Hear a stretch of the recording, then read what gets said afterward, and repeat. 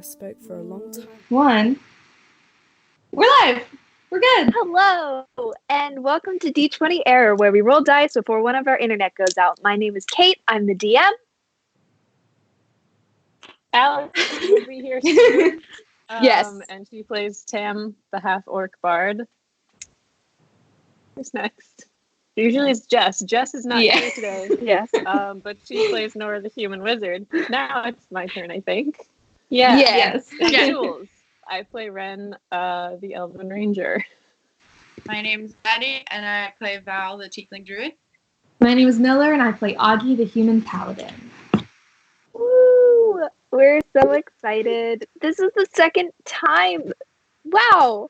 We're playing like semi-consistently. I guess I don't know if you can necessarily call like it consistently if it's only happened twice, but it works. More consistent than it has been? That Yes. is true.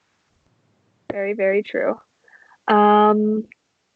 Yeah, hopefully won't have any technical difficulties other than my really bad Irish accent because Alice will be joining us hopefully soon. However, Jess will not be, and so I will be piloting Nora today. Apologies in advance. My Irish is not good, and it basically is a weird mixture of like Bronx and Scottish. It's fine. We're gonna try as hard as we can. But before we get started, we have a thumbnail picked out for today. Miller, if you want to talk about that. Yes. So I'm just going to make the announcement again because it's been a while since we talked about this. But what we do for our stream thumbnails is we use the fan art that you guys post or send to us. And we try to promote each artist before the stream and in our description. And today we have a reoccurring artist that we use quite often. Mickey will be using the fan art that they drew of Kate being a DM like over a forest with like I can't describe it except it's just Kate in like a cape over a forest going like this. It's pretty cool. It's very Mind Flayer, like when they released the pictures of the Mind Flayer of Stranger Things, when he's just like standing over the middle school and he's just like, boom. I haven't seen Stranger Things, but yes, that. But yeah, so we'll be using that art today. It'll be in our description. Thanks, Mickey, for always been really nice and drawing us a bunch. Yes. Yeah, and I think that's all, unless we have anything else to say or promote, anything like that. Follow I our think social medias. I don't know. Yeah.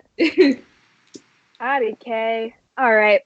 You can also, if you have any questions, by the way, I just want to take a second to promote our Discord because we have that. Not a lot of people use it, but like, sometimes people do, and I'll answer questions. Sometimes I won't because I'm going to be honest, I'm really bad with technology and I don't get Discord notifications. So whenever I'm like, oh, let me check this. And then there's a bunch of questions like, so yeah, but you can definitely come check it out. There's, oh gosh, I'm going to go through it because I'm stalling for time to see if Alice can get here before we start. We have like a main chat, and then there's a meme place. There's a theory discussions where I think I'm only privy to that. None of the players can see that. So if you want to be like, LOL, this, you can. And then there's also just general stuff. There's a spoiler free chat if you just want to talk about like random stuff. There's an art chat. It's super fun. It's super cool. And I think it'd be really cool if we got more activity on there. So come and check it out. And due to the current situation of just all of us being inside, I am around my computer a lot and will make an active effort to look on Discord. So if you have any questions for any of us, We'd love to interact with you guys more. We definitely have the time to do like a Q&A or something. So like feel free to jump in our Tumblr inbox. Send some questions in. Lord knows we have all the time in the world now. That is very true. You can also do stuff on Instagram and Twitter. Yes. It's all D20 error stuff. And I think if you're interested in the Discord, the link is below in the Twitch stream. Am I correct with that? I will double. Yes, it is. We have our Tumblr, Discord, and YouTube. Forgot that I did that. Yes. All right. Has Alice said anything yet? I don't know if Alice even looked at the... Don't think so. No. Okay. No big deal. Then we can get started, and then Alice can jump in when she's ready. All right. Yes. Okay. Then let's go. So last we left off, wow, we accomplished quite a lot in the past session. So after the party experienced a radical shift in the geopolitical kind of atmosphere of the material plane, they experienced the amalgamation, which seems to be a convergence of the prime material plane and the Feywild kind of merged into one, and dealing with the effects of that. Before they set off from their friend, pal, Nali. Whew, yes. Yeah, her name's Nali. Wow. We're doing great. Yes. Where are my notes, actually? They're all the way down there. Never mind. From Nali, to go investigate their kind of friend, Oliver, who has not been responding, their peculiar friends. They decided to take off into Cantail with a 2-week journey to get there, passing through the town of Valashi, where they saw some more of the impact that the amalgamation had on states outside of Valashi. No, they passed through... Oh my gosh, I'm getting my notes. But anyway, they passed through... One second. Caraval? Okay, Alice is here. Okay. Alice said she's here now. I knew all of this information the whole time. I was just stalling for Alice. Yeah. Mm-hmm. Passing through Caraval and up through Cantail. Hi guys. Hang on. Alice, wait, is Alice seen on... Okay, yeah, she is. Okay, hang on, let me just edit this. You're doing so there good. We go. Yep. Hello. Yes. I'm here to flirt with some elves in the woods. Yes. The dream, am I right? Yes. They had a nice 2-week journey. They saw an airship, or what they perceived to have been an airship, potentially, flying through the sky. They saw some other cool things, and in the middle of camping one night, they heard some distant music and revelry, some general merriment, and upon Augie, Tam, and Val investigating, found a group of boisterous elves, seeming elves. And going down, Tam and Val decided to go below and began talking to them, to which they were enthusiastically roasting a marshmallow and playing music and just kind of welcomed you. So the flute player that you saw, I don't think you got her name yet, she kind of grabs Tam and kind of sits her down on one of the logs that they pushed around and says, you with the horns, you can come on down too. You sure I can't interest either of you guys in a marshmallow? Like, we have plenty. Yeah, sure. Goes and says, let me pull up my notes. Wow, I'm so prepared.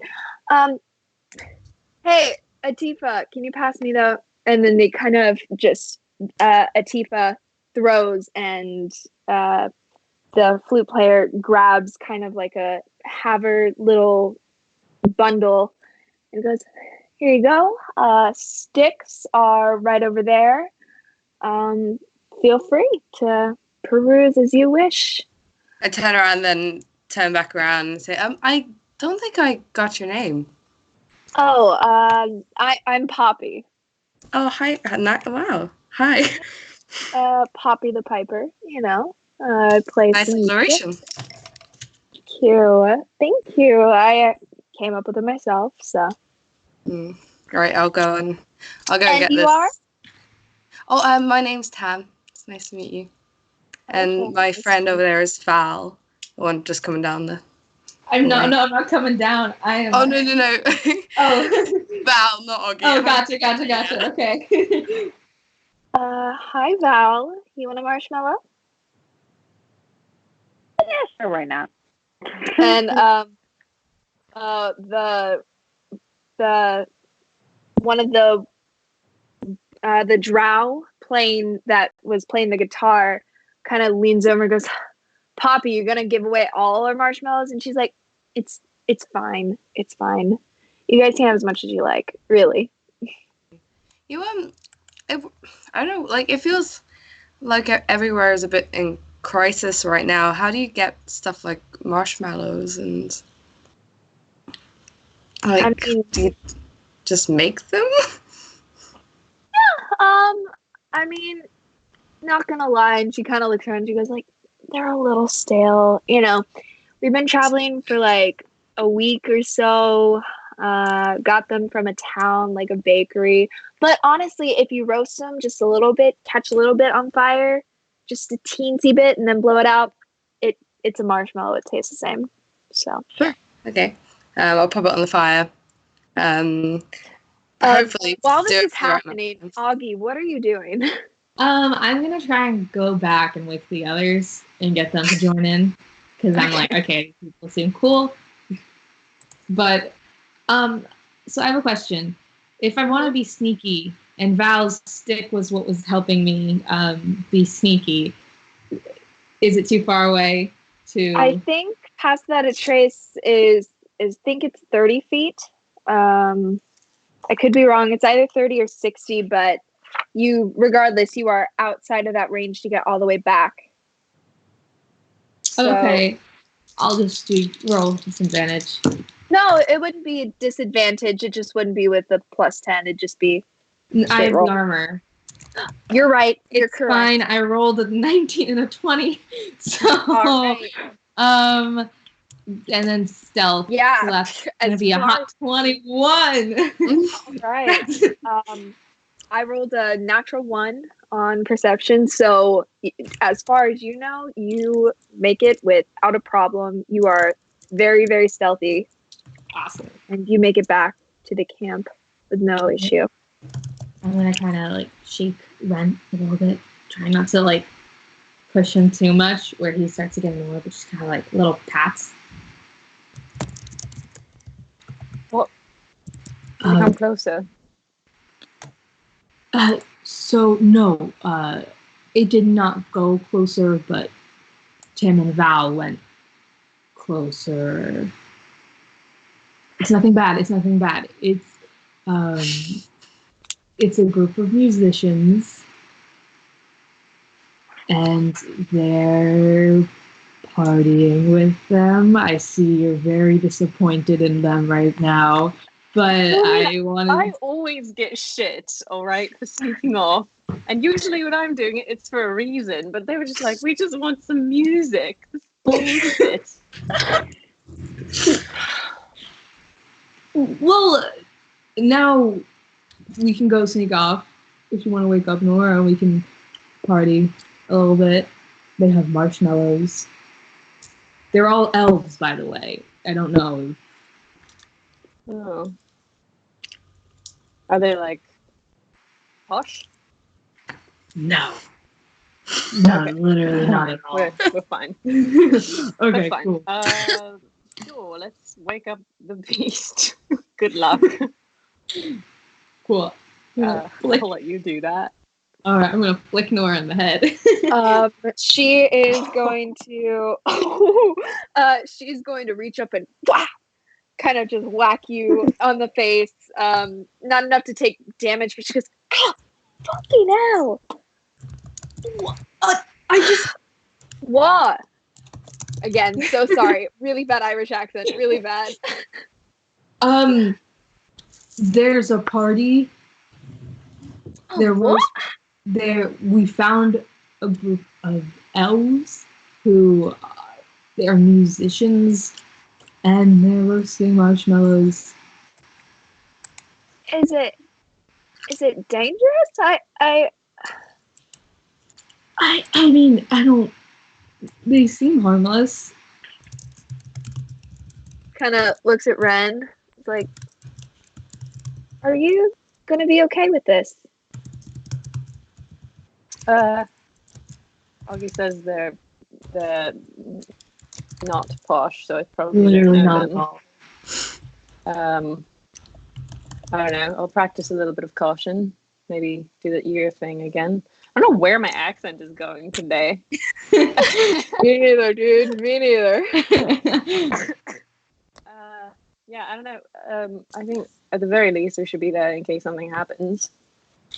So, Okay. yeah. Yeah. Okay. Better be worth it though. Yeah. I don't know. This was a bad idea. Gonna be frank. This one wasn't wise. Just a bit, yeah. We're in like a weird amalgamation of the Feywild and our plane. Who the fuck Yeah, knows isn't what there- in the forest? Isn't there something about We're on a mission to like save the world.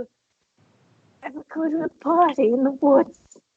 Isn't there something about the Feywild and being careful of music and theater? Yeah. I was literally raised on tales of like people getting like charmed and shit by I read a few books about that. crazy Yeah. shit in the woods. Yeah, it's. Let's Well, join them shouldn't if we only. Go get to rescue them? their asses.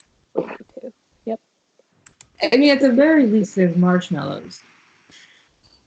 You shouldn't eat things though in the Feywild either. That's like a whole thing. Don't eat things that fairies give you. That is true. Are you sure they're not fairies in disguise? I mean, Yeah. Did you do any like I don't know insightfulness looking at them? Looking at them with thought of this insight. plan? Who thought this through?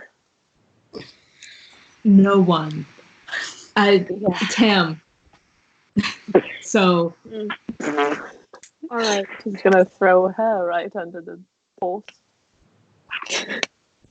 what was that? There were buses in medieval times. All right. Yeah. All right. So you guys are making your way back. In the meantime, you guys, Tam and Val, you guys are sitting with these. You discover that Yep. the fiddle player and the lead singer, his name is Carrick, and the guitar drow, his name is Roland. I think, we say that? Yeah. And then Atifa is the one sitting down in the white garments, and then Poppy the Piper is the one in the black garments. Atifa? Atifa. Atefeh. Okay. Interesting name. I'm gonna when the rest of this group is talking amongst themselves, I'll just like kind of try and have a quick conversation with Val and be like, I mean, they seem legit, don't they? I mean, they did offer us marshmallows. Very so hospitable. they're very, very nice, and the music is quite lovely. Music is awesome. I can't help but feel that Ren's not going to be happy, but what he doesn't know, can't get angry about. So, you know. What's one marshmallow? What is one marshmallow? That is a good fucking question, Val. Nothing. Tim, can you roll a just like a stealth check for me? Okay. Interesting. I thought you were gonna ask me to roll like a wisdom check, and I was like, please, please let her not make this choice. Stealth. That is a 18. Okay. Ren, you're just far away enough that your passive perception doesn't pick up what she's saying, but at this point you can read lips, so you're able to make out what she's saying. Cool. You guys are cresting over Thanks, the Kate. Yeah. Do we see them from behind Ren the tree has line? a feat. That's a whole thing. What's up? Can we see them from like behind the tree line, like just crouching? Both of you guys roll stealth checks. I'll roll one for Nora. Where's her stats? She's blue. Deal. Oh, man. 27. I got a 6. Okay. 27 and a 6. Yeah. With your passive perception, yeah. So Tam, with your passive perception, you don't see Nora or Ren, but you do see Augie is there in the same position that he was. Like, it's Augie. He's not very good at hiding. He's kind of grooving to the music. At this point, they're kind of back to playing a little bit. It's not full on jig that they were doing. They're not dancing around as much, but the fiddler now, he's still levitating a bit off the ground. Hands on the fiddle, kind of plucking rather than playing a tune, and just giving a nice little ambiance to the background, kind of humming, seems to be almost creating a song, not necessarily a performed one, performance ready. Right, I'm gonna ask. So where are you guys heading to? Oh, we're heading to the Wandering Prosper. It's a nice little town. It's about I'd say about 3 weeks travel from here. It's kind of it's near the summer court, so a bit more exciting than this area. Like the is that a Feywild? Is that a Fey thing? Make a history check. Nice. That's that's a 5. Okay, yeah, so you would know. Poppy kind of is like, yeah, it's not like a Fae thing, it's the Fae thing. Oh, I'm sorry. I don't know much about these things. No, What's it like? It's fine. Where are you guys from that you haven't heard of the summer court? We're from like 2 weeks away. We just came up from Valashi. What? We don't. Oh, okay. Tam thinks about how to explain this. Things have like changed, like the sort of like your world and the material plane have like combined recently. Is this news to you? And kind of looks and was like, I mean, things have seemed a bit different, but yeah, there was this whole like mutual. Everybody went unconscious for a while and then kind of woke up, and there was all these like combinations of Fae things and material things, and like if you've been seeing things that you don't not normally see, like that's it. There's been some, I think they're calling it the Amalgamation. It's like bizarre, but I'm sorry if you didn't know. It's probably a shock. kind of looking around is like, guys, and they're like, you see his Carrick is kind of there and was like, Honestly, I thought it was just I've been drunk for the past couple weeks. I didn't really think about it that much. Mood. Absolute mood. But yeah. Big mood. Kind of is like, yeah, at you. So yeah, I mean, So, sorry, I was just going to say while this is happening, Ren is reading the lips of this conversation. He's also looking to see if any of them are star elves. Are Star Elf? Yeah. Is that what you asked? Make a perception check. Okay.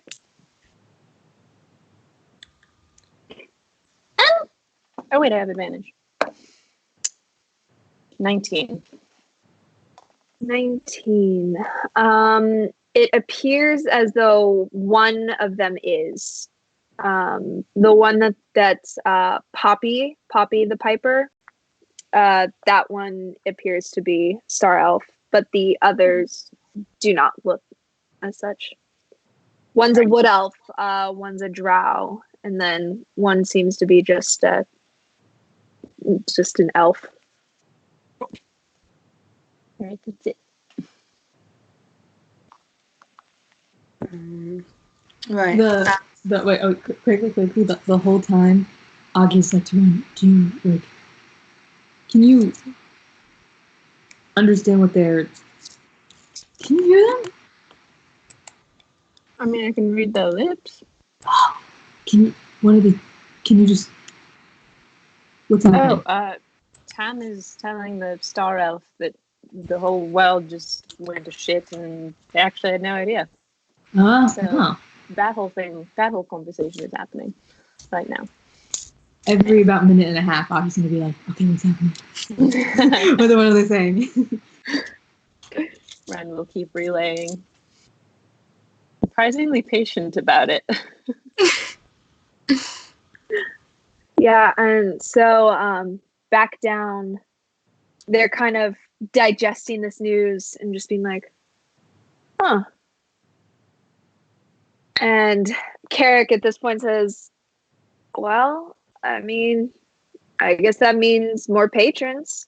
And they're like, yeah, cool. Oh my God, you guys. So you guys are from the what? The prime material plane? That's the one. I look at Val like, I think. And like, Roland kind of like comes over. He seems a bit more aloof, like kind of more serious of the group, and just kind of goes like, "That's sick." It is.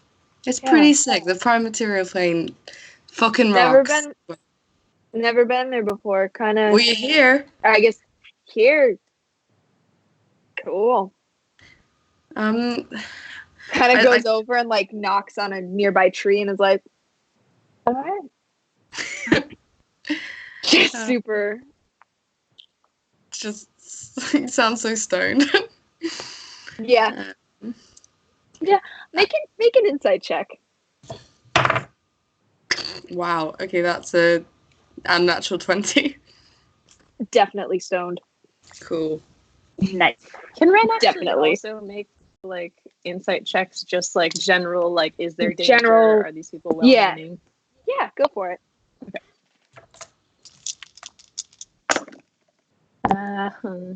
14? No, 15. 15.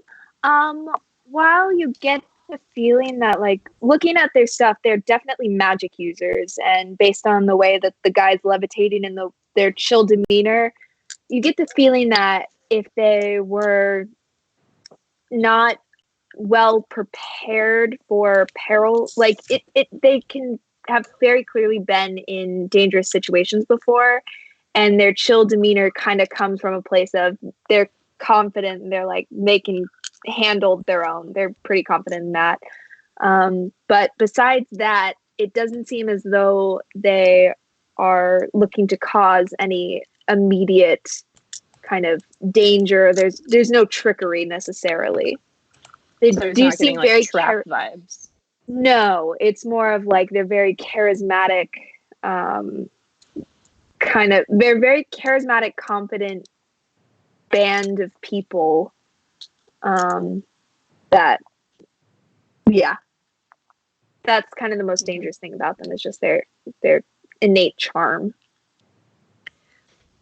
Tam's gonna accidentally burn her marshmallow and kind of like pull it out of the fire and be like, ah, shit, and then look at Poppy and be like, would you mind showing me how? Oh, yeah, and Poppy's gonna actually see that. No worries, I like them burnt anyways. Is gonna just take the end of the burnt marshmallow and kind of just pluck it into her mouth. So kind of does the almost like the not dirty dance, the just kind of, you know, when in movies like the guy will like come around and like show the girl how to like go Ghost with the pottery. Yes. Yes. It's basically the pottery scene from Ghost, but instead of pottery, it's roasting a marshmallow. Nice. While this is happening, I'm going to cast Sending to Augie and be like, dude, where are you? They're fine. They're absolutely great. Come down. I can see. Well, I feel like at that point I run out of words, but yeah. Yeah. Were you talking to your friends? Do you have, you mentioned others, like, are they all gonna come? Honestly, like. Yeah, that's what I'm really just asking them to come down. Do I sense this weird that she was able to like hear it, that I was sending that message from my head? Oh, you weren't speaking it out loud? Sorry, yeah. It's sorry. I was under the impression that you were just that I feel like sending you have to say it out loud. Am I incorrect in that? Oh, maybe I do. Oh, that's real awkward.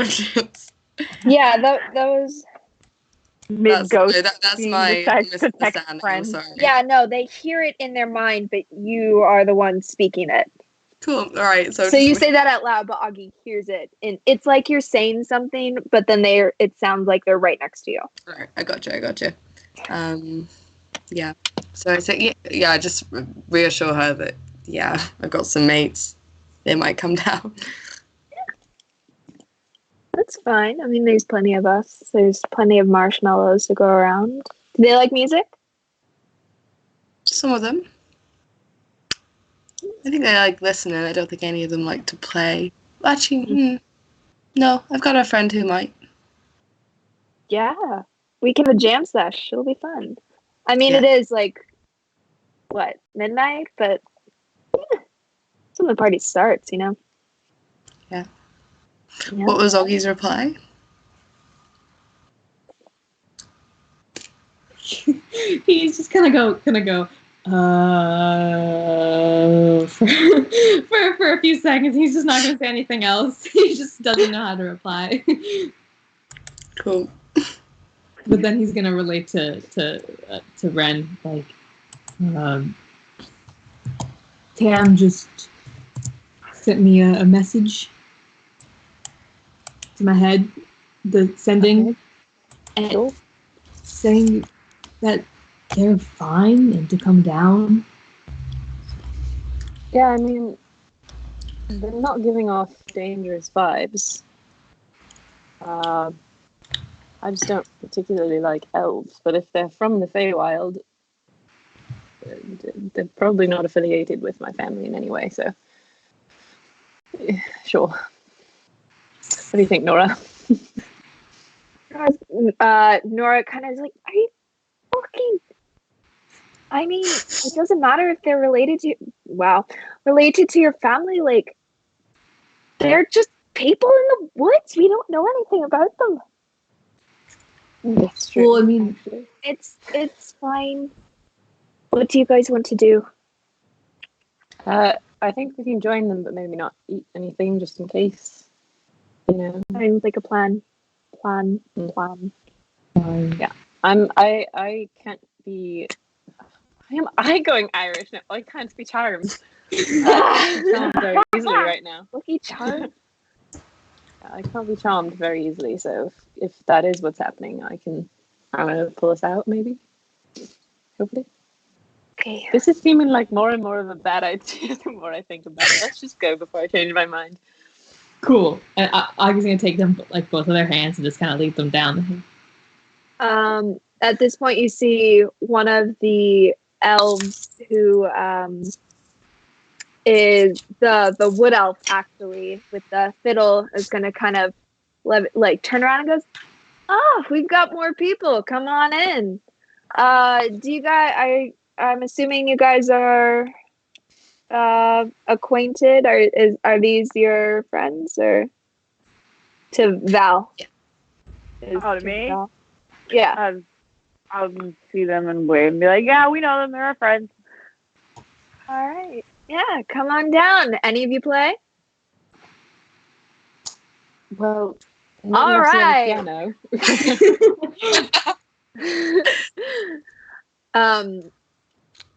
Yeah, they're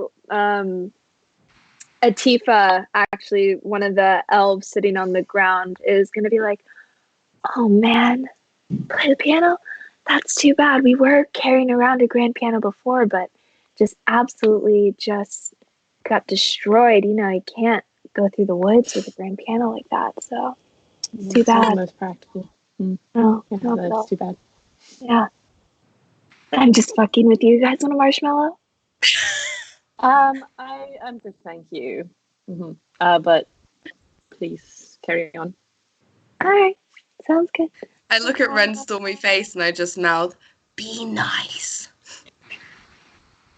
I try to say with my eyes, why are you eating their food?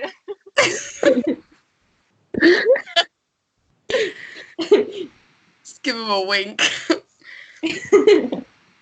Yeah, this conversation is happening while Tam, your hands are gently being guided as twisting this stick and marshmallow, and it pulls. Actually, at that point, pulls it out and goes, "Golden brown. Is this how you like it, or?"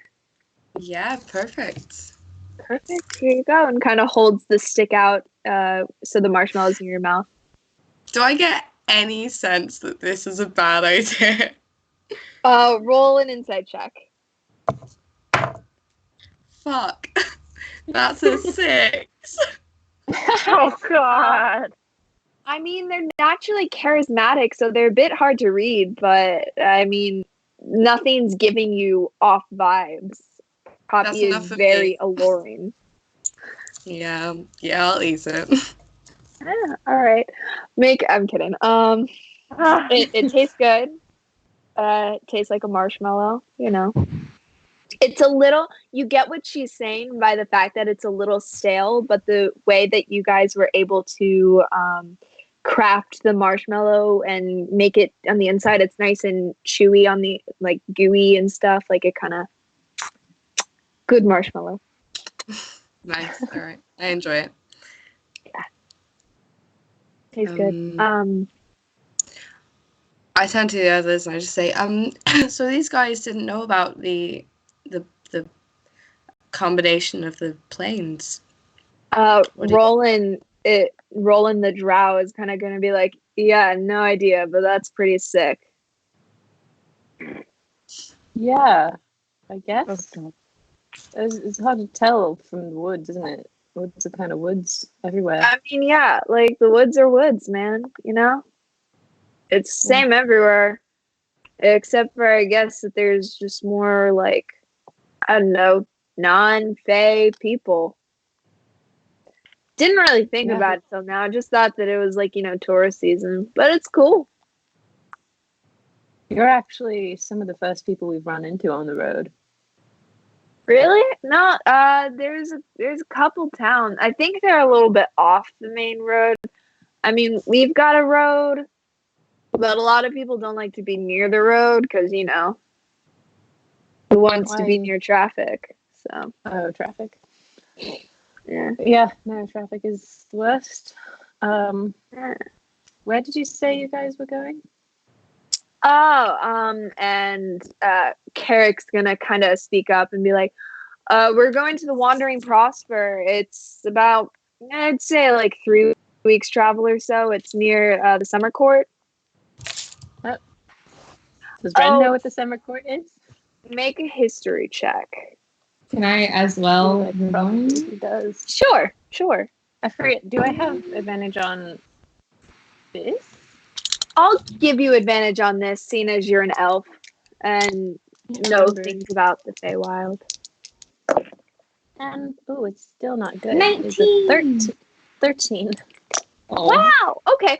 I mean, it's a pretty well-known thing, so that's totally fine. The summer court is so in the Feywild. There is multiple courts. There's the gloaming courts. There's the summer court.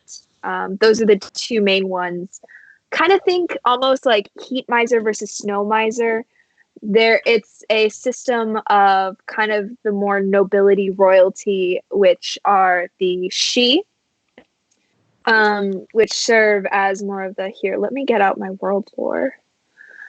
They're the kids. No, I'm talking about the courts. Okay.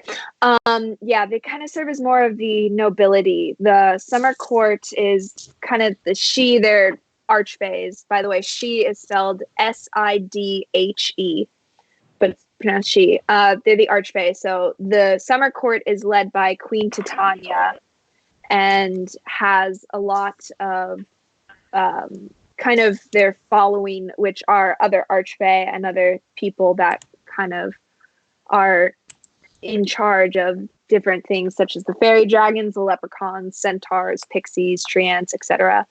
And is opposed by the gloaming court, which is led by Queen Mab. Yeah, it kind of rules over different parts of the Feywild.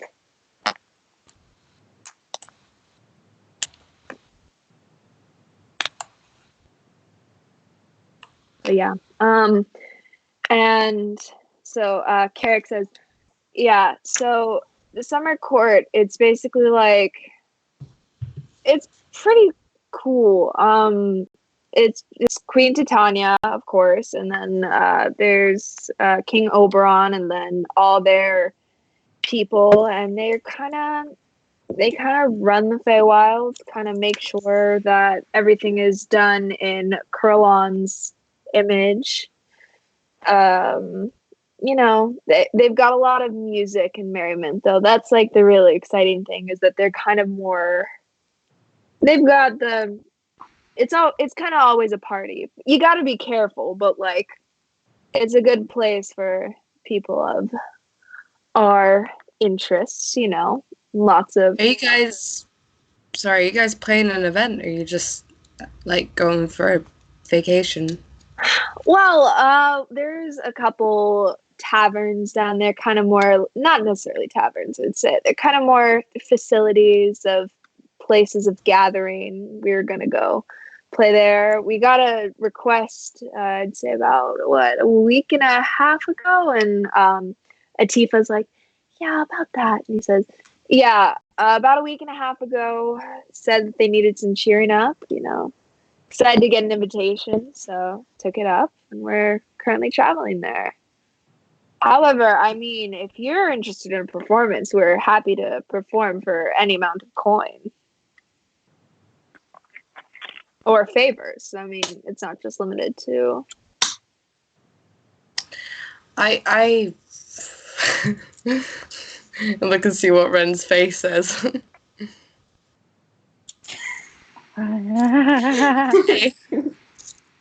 I said, I think you've been so hospitable and stuff already. I think we're good, but thank you. No worries. By the way, I didn't get. I mean, I know we know that you're Tam, and you're Val. What are the rest of you? What's your names? Ren. Augie. Hi, Augie. And Nora goes, I'm Kayleen. And he goes, nice to meet you, Kayleen. All right. So, and kind of was that, I mean, you guys want to hear a song? I mean, it's kind of getting quiet, and starts playing a song that sounds vaguely like Santeria. Oh, yeah. And basically just starts absolutely vibing. Pretty soon they all kind of join in. Poppy kind of goes, "Oh, sorry, I love this song. Gotta," and kind of whips out the flute with a flourish from her little quiver and starts to play. And they start dancing around similarly to the way that they were when you first saw them. It's a good song. They're really good musicians. And at one point, you actually see as Poppy kind of plays a little flourish, and you see as dancing light globules kind of start to circulate and float around. It's a really nice display. They're very, very talented. Sit back and enjoy it for a while.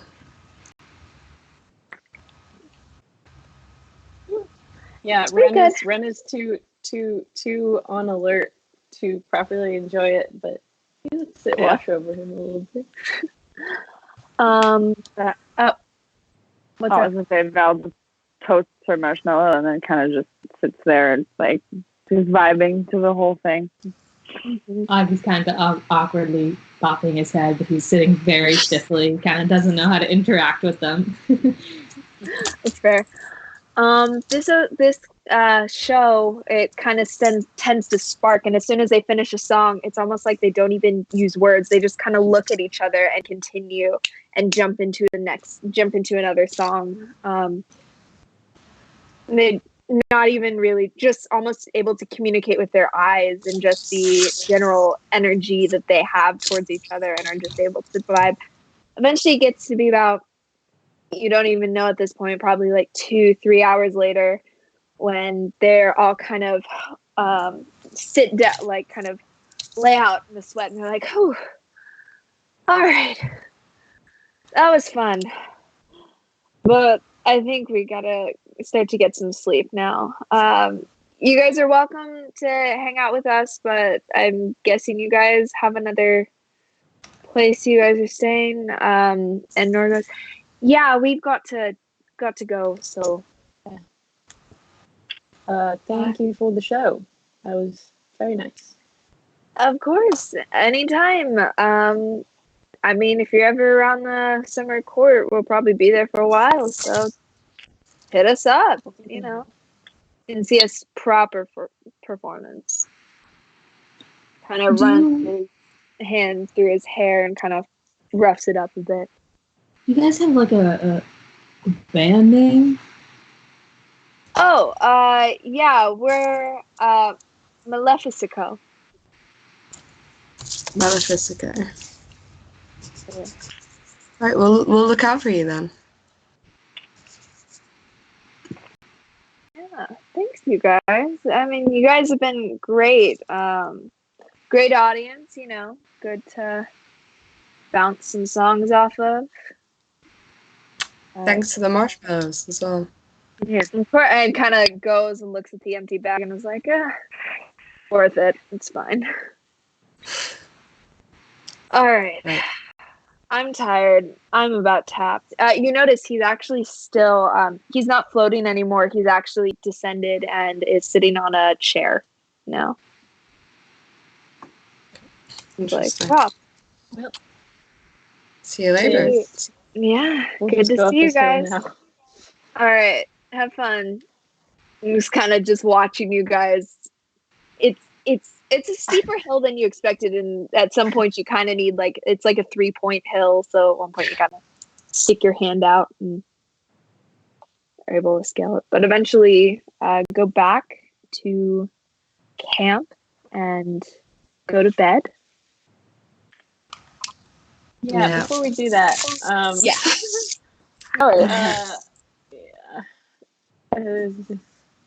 well, we're all still sort of getting ready to go back to bed. I was really so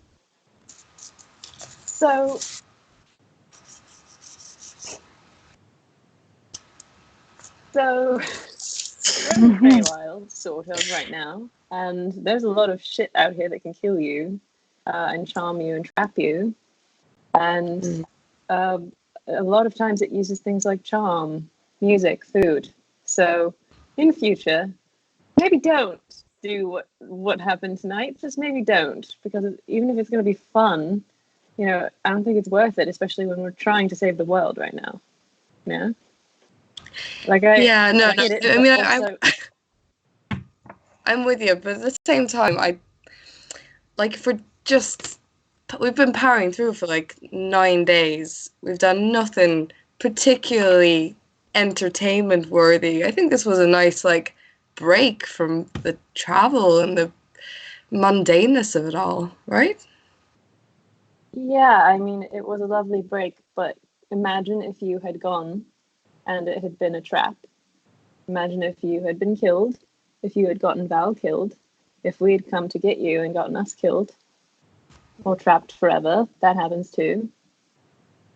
Yeah. Just weigh the risks, and this is fucking bizarre coming from me. I don't know when this shift happened, but now suddenly I'm the responsible one, and I don't know what to do with that. But just caution. Yeah. Yeah. All right. Yeah. I mean, it was a good time though, right? I'm not saying that I mean, it was good music, yeah. But yeah. Okay. All right. There we go. No, I hear you. All right, let's go to bed. Did Ryan get enough sleep to go back on watch? Sure. I'll say sure. All right, Ryan will stay up again. All right. And just make sure nothing creeps up. All right. Since I kind of interrupted, I won't say that you have to start like an 8-hour rest starting now, but I will say you probably need a second watch after that to consider a full night's rest. But after Ren, does anyone take that? Yeah, I can't remember who was last on watch. It was Nora. Val and I, so maybe. Yeah, maybe I'll wake up Nora. Yeah. Okay. So yeah, you wake up Nora and Nora finishes up the night. The next morning, you all wake up, have breakfast. Val, are you preparing that, or are you guys just eating? I can, if nobody else wants to. I can make breakfast.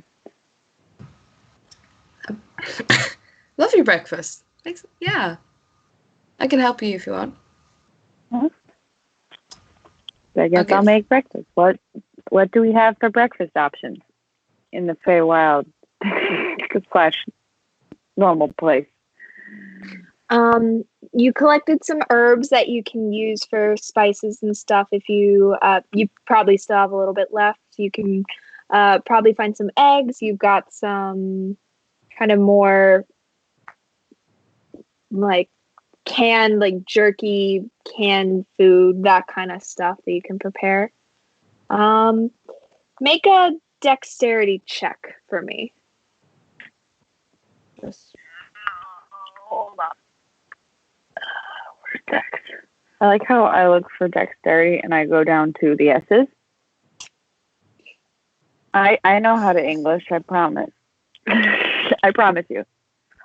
Okay. That's a hot 8.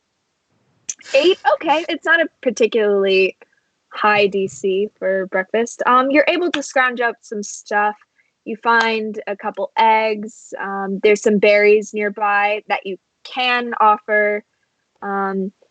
There's another bush that looks like it has like these bright kind of purplish berries, and kind of remembering what Ren said last night, you kind of are like, probably not those. But you see some ones that look very familiar, kind of like, and you know that those look prime material plainy, so it looks fine enough to eat.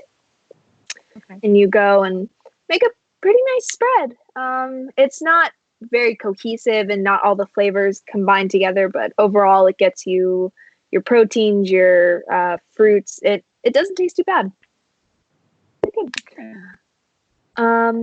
So you guys travel for the rest of the day, and the very thick part of the forest. If you go over to look over at where the other people have been, and all you see is kind of a smoking place where the fire used to be. It looks as though they probably left a little bit earlier before you guys. They're goes over they're and gone. makes sure the fire is properly put out because he is a ranger. All right, you do so. There's no burning coals left. It was just smoking, but you cover it with dirt and make sure that it's nice and cleared and wait and kind of step back and you're like, okay, looks good. Good job. Good job, Ranger Ren. Preventing forest fires. Scout Only model. you can prevent forest fires. Should have named Maroth Smoky. That would have been appropriate, actually. That's pretty good. I like that. You all traverse through the forest and it begins to clear up, actually. And it begins to get sparser and sparser until eventually you are able to break through the tree cover, and in front of you is a large plain. Kind of similar to when you first entered through Cantal. It's a large region and it seems to have a lot of rolling hills. It's not necessarily flat, but it's a nice big open field with hills and things. Do we see anyone in this field? Anyone? Like anything of note? Any sort of make a creature? perception check. Can I do that as well? Yeah, can we all? Yeah. That's a 14. Why am I rolling so bad? 11, but I rolled a 2 and a 5. Oh. I got a 11 10. total. Yeah. Okay. 17. Okay. Anyone who rolled above a 12, in the distance you see it's kind of difficult to make out what exactly the animals are, but you see what seems to be like a small herd of something moving a ways off, moving very slowly kind of across Ren's passive one of the is hills. 17. Yeah, so yeah, what do you you're see it? fine. Okay. Yeah. And then kind of like goes up above a hill and then disappears down lower. It's very peaceful. It's like Ghibli grass, so it's blowing in the breeze and it's really soft looking grass. It's nice. That's the good shit. Yeah. It's Cool. the good grass. Half, I forget. I on a road. I don't remember what we. I think you were traveling on the road and then decided to take the hypotenuse to the kind of like the straight down. No, because you were following the road that it kind of weaves through and goes very close to where you're headed. So yeah, we were going to follow the river, but then we decided against it and instead followed the road. Because it would have added I think 3 days. It would have added 3 days to your trip if you followed the river and then had to cut across. So, you continue following the road for the rest of the day and end up camping in the evening. Nora taking the time to make the hut. And you guys hunker down to sleep for the night. Would any of you guys like to do anything? Foggy's gonna try and get Helm on the phone. All right, roll a percentile. Oh yeah, percentile. Oof. Okay.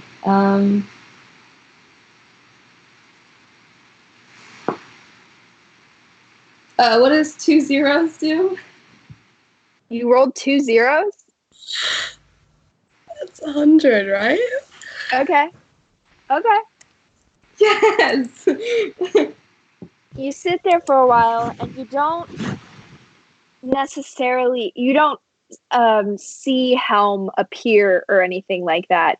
Not in the usual way. But it's strange. It's almost like you get the sensation, and even though he doesn't appear in front of you, you get the feel. It's almost like a feeling, like he's almost like behind your shoulder or something. You kind of feel the warmth and the kind of protective calm wash over you that is associated with whenever he appears, although he doesn't seem to be appearing directly in front of you, at least not in the way that you're used to. Hello?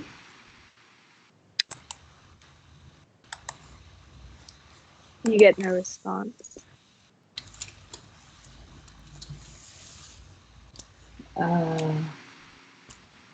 Buddy? Helm?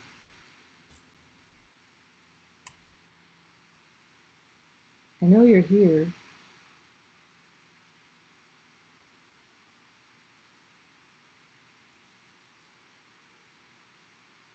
Can you speak? There's no response. Oh, okay. But you still feel the presence. Mm-hmm. All right. I wanted to check in and ask you some questions, but guess that's not happening anymore.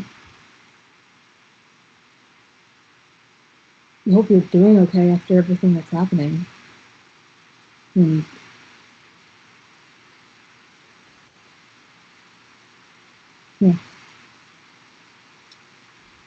that's all.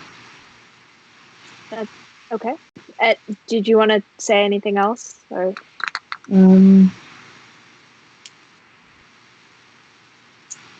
No. Did you want to have a conversation with him? I mean, you can have a conversation with him. It's just possible that he will not be able to respond back. Yeah, that's the issue. Yeah.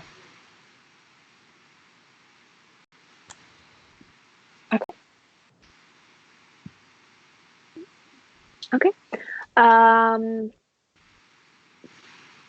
After a while, you feel it's getting colder. It's much colder than you remember being in Valashi, and whereas at first the fires that you guys built were there just to kind of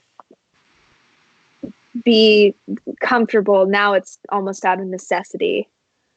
But even though you feel that warmth recede a little, it doesn't fully recede, and you spend the rest of the night. Surprisingly enough, you feel very warm for the whole night and are able to find sleep very quickly. And it's a very peaceful sleep, one that you haven't been able to have for a very long time. Ren like turns to Augie's mat thingy to like do the thing, and then goes like, never mind.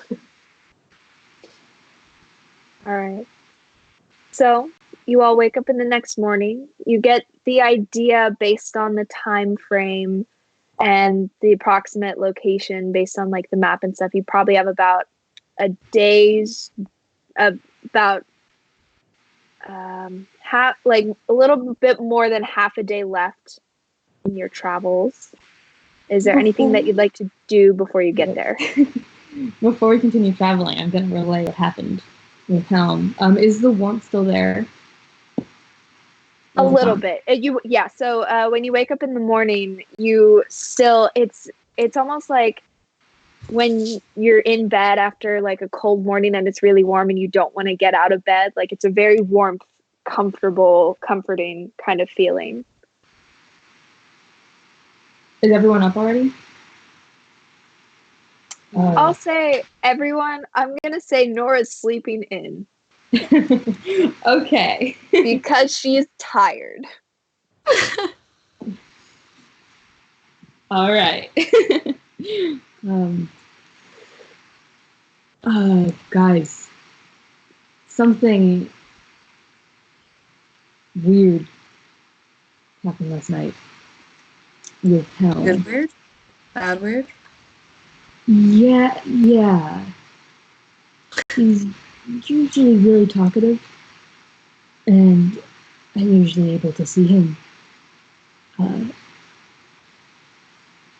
But last night when I prayed to him, I could only really feel as though he was, like just out of reach. I could feel his presence, but he wasn't responding to anything. And Is that the first time this has happened? Yeah. Ooh. Have you tried talking to him, like, since this whole world mumbo jumbo started? This was the only time I was really able to get through, in any sense. Last time we talked, he was in a hurry, and he told me to watch out, and that something was coming. I think now we know what it was, but no, I can't talk to him. I mean, it's a pity that none of us have, like, any gods we can talk to, so we can't confirm if it's, like, a god-wide thing. Technically, I could try the Moon Lady. Probably should have Yeah, tried you that want last night, actually. chat to Moonlight? Any of you could try to talk to a god. It'd just be... Are there moons out right now? Is there a moon in the sky? So the sun never perpetually sets. It kind of goes up and down, but it never fully descends in the sky. It's never pitch black. As far as the locations that you've been traveling in, it's never fully pitch black. But there is also, with that, there's also a moon always kind of perpetually in the sky, kind of following that similar pattern, but never fully setting or rising. Okay, maybe while we're traveling, Ren will just like lay down in the cart and try to get to his meditative state and like try to reach out to the Moon Lady. All right. Roll a percentile die with disadvantage because you are on a moving cart. Okay, let's see.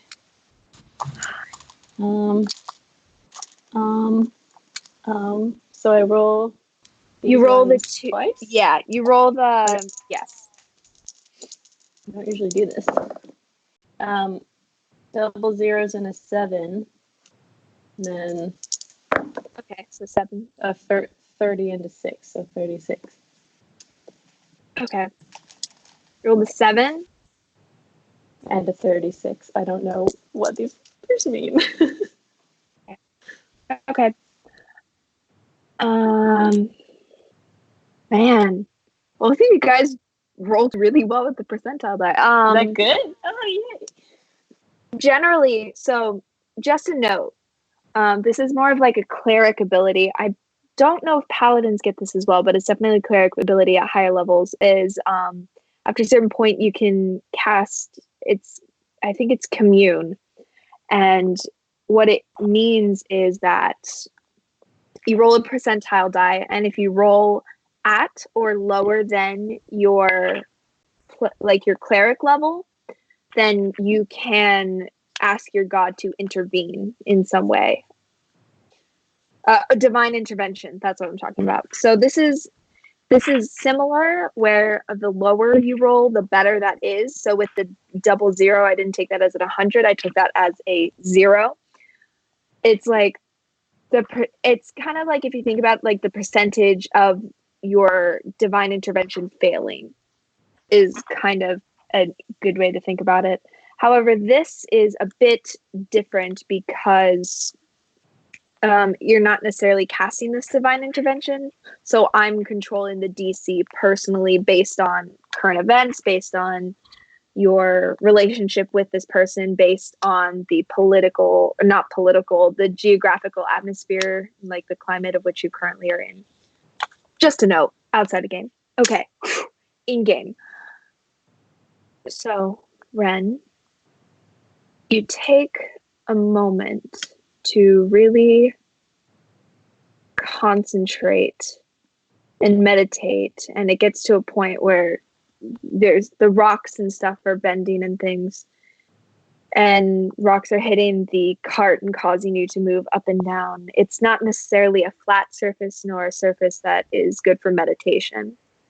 But after a while, you begin to think of the rocking less as moving along a cart and more thinking of it as and almost feeling yourself flow through a stream, just a gentle stream of water until it feels as though you're almost floating. And although there's no particular sun nor moon in this moment, you feel there's a break kind of in the clouds that are currently set over the atmosphere, and you feel the moon kind of flooding you, and looking down, you open your eyes for a second, and you don't see any of your friends and your compatriots around. Instead, you just feel the warmth and glow of this moon. What do you do? I don't know if this is working. Feels like maybe it is. Hello, Moon Lady. It's me. We're on a bit of a mission right now to try to, save the world and stuff, which seemed to be something you wanted us to do last time we spoke. So I just wanted to reach out to you and I guess check in and well, first of all, ask you if something is going on with the gods, because Augie can't reach Helm properly anymore. And second of all, ask you if we're on the right path to set things right. And if there's anything you can do to help us along, we'd appreciate it. That's it. So when you ask the first question, that warmth of the moon you feel begins to fade slightly. With the asking if there's something wrong with the gods, you feel it begin to fade slightly, and a shiver runs down your body. And this space that you're in, again, you are on this cart and you feel it moving and you feel it underneath you, but there are tendrils of almost like smoke that appear to be drifting off of your fingertips and across your body as you move forward in this motion. And you watch as the moon and the sun both at the same time fade down into the ground, and you are fully encapsulated in darkness. Then you ask the second question, are you on the right path? And you feel in this darkness, you kind of ask, and you see as one stream of light continues back, like forward in the motion that you're currently in. And looking back, you see that it is not smoke that is coming off of your form, but instead it is almost like sparkling, almost starlight that appears to be drifting off. And for the last thing, which is anything you can do to help, you watch as the stars begin to kind of swirl towards the edge of your fingertips, and it begins to coalesce around and behind your body and back to your arrows. And then you open your eyes and kind of take a moment, and you are back on the cart, and your friends are there. Maroth is there. All kind of there as you jut up. First thing You I okay? do is check my arrows. I'll check my arrows. Just see what the fuck. Unlike last time, you see that there are 3 silver arrows protruding from the space that similar to how they were previously, have the bit of glint of moonlight about them. Okay. So you have 3 more moonlight arrows. Cool. So same as before. It's the same as the sunlight thing, but just it's moonlight. Okay. Cool. They cast sunlight, but it's cool and it's got a texture pack over it. Yeah. Good. Okay. I'll address Augie and say, I got the sense that there was something deeply wrong with the gods. No specifics, because but it went all dark when I asked that question, and there was like smoke, and it was cold. Yeah. So I feel like, yes, there's something wrong. And on a more positive note, we're on the right track. We're doing what we can, It seemed like she was pleased with our path. So some funky's up, but we're doing what we're supposed to be doing. Okay. I know that's a lot, but I also got these arrows. Do they look different to the other arrows? How do they look? Sparkly. So what you see as he kind of pulls one out to show you, it's a very taut silver arrow with a very sharp arrowhead at the end, and kind of the feathers are it looks very fancy. And you notice that there's like little bits of tendrils of light, and it seems to kind of have a glow to it. Okay. Wow. They're pretty. Yeah. Remember the thing that I did in the cave with all the mean locks to make stun them momentarily? I can do that 3 more times as of now. Nice. That's amazing. Do you think I should talk to her as well? Because I'd really like to bedazzle my tin whistle. Do you think if I had a chat with her, I could? All right, cool. Okay, can I try? Actually, I can't remember. Sure. Has she talked to all of us or just me? Just you, but sure. Oh. Roll a percentile die. With absolutely no intention of this really happening, Tam's going to close her eyes and get a 53. You know what? You sit there for about 15 minutes before you get really bored, and you just pull out your tin whistle and just start kind of like, all right, So, yeah. No luck. No, next time. Cool. So we've now taken a few naps on a cart. Are we nearing our destination?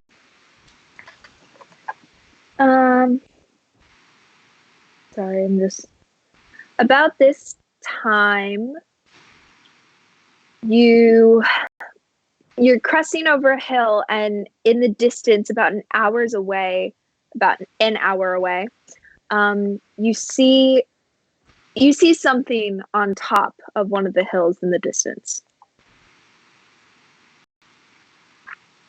As you get kind of, it's about an hour off of the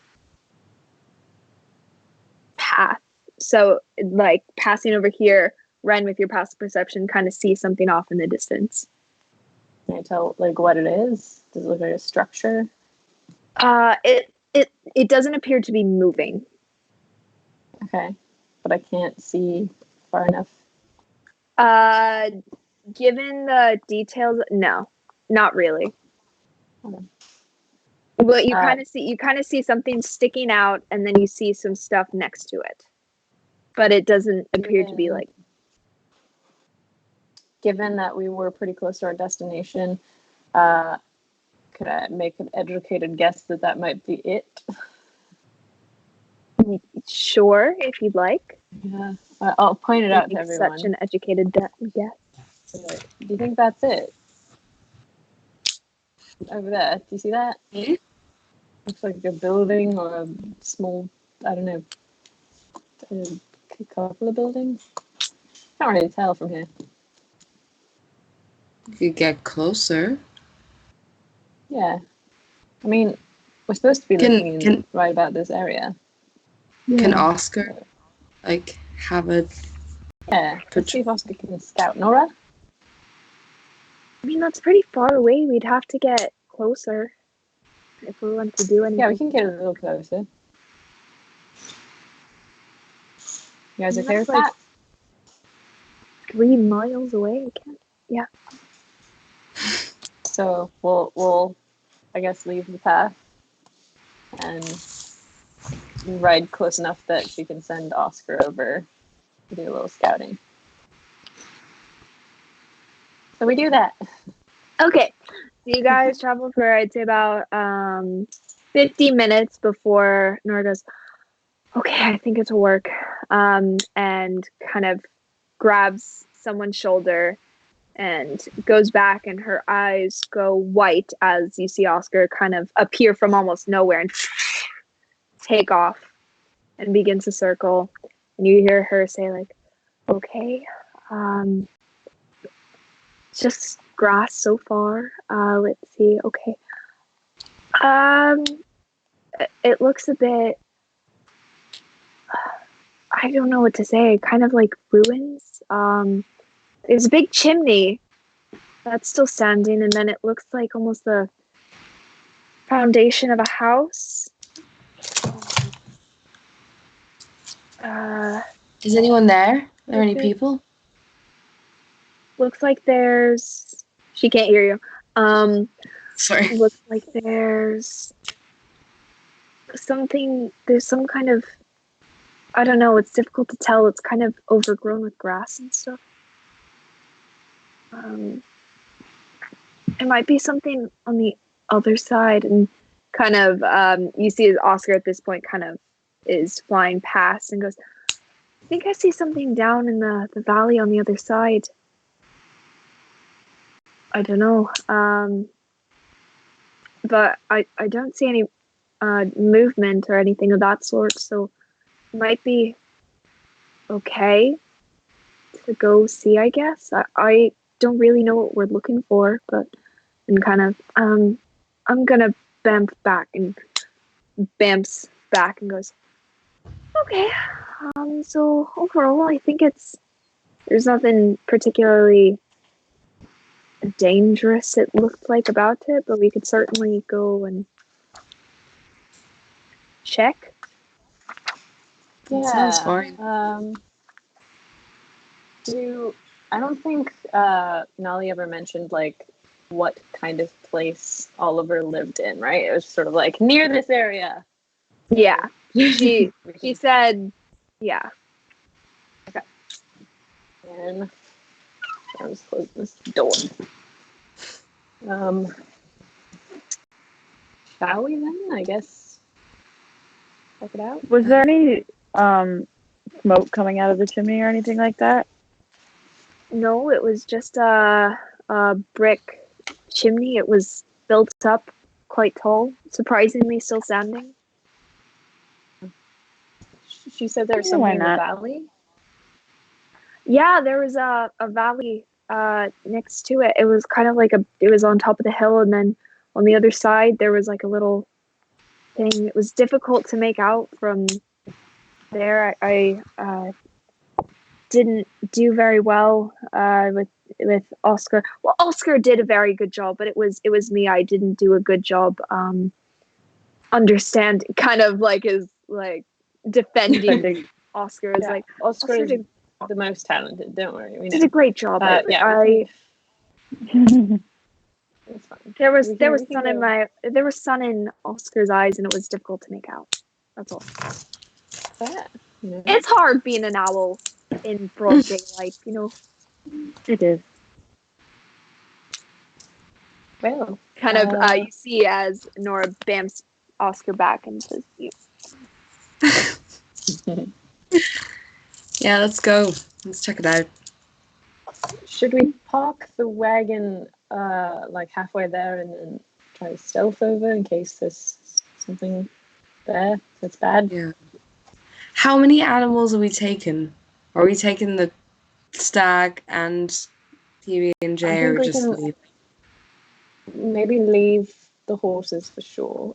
Maybe, I mean, has PBJ ever gotten us into trouble with stealthing? I don't think. He's No, a good little pup. Chilling. He's just I don't chilling. think imagine, Chilling.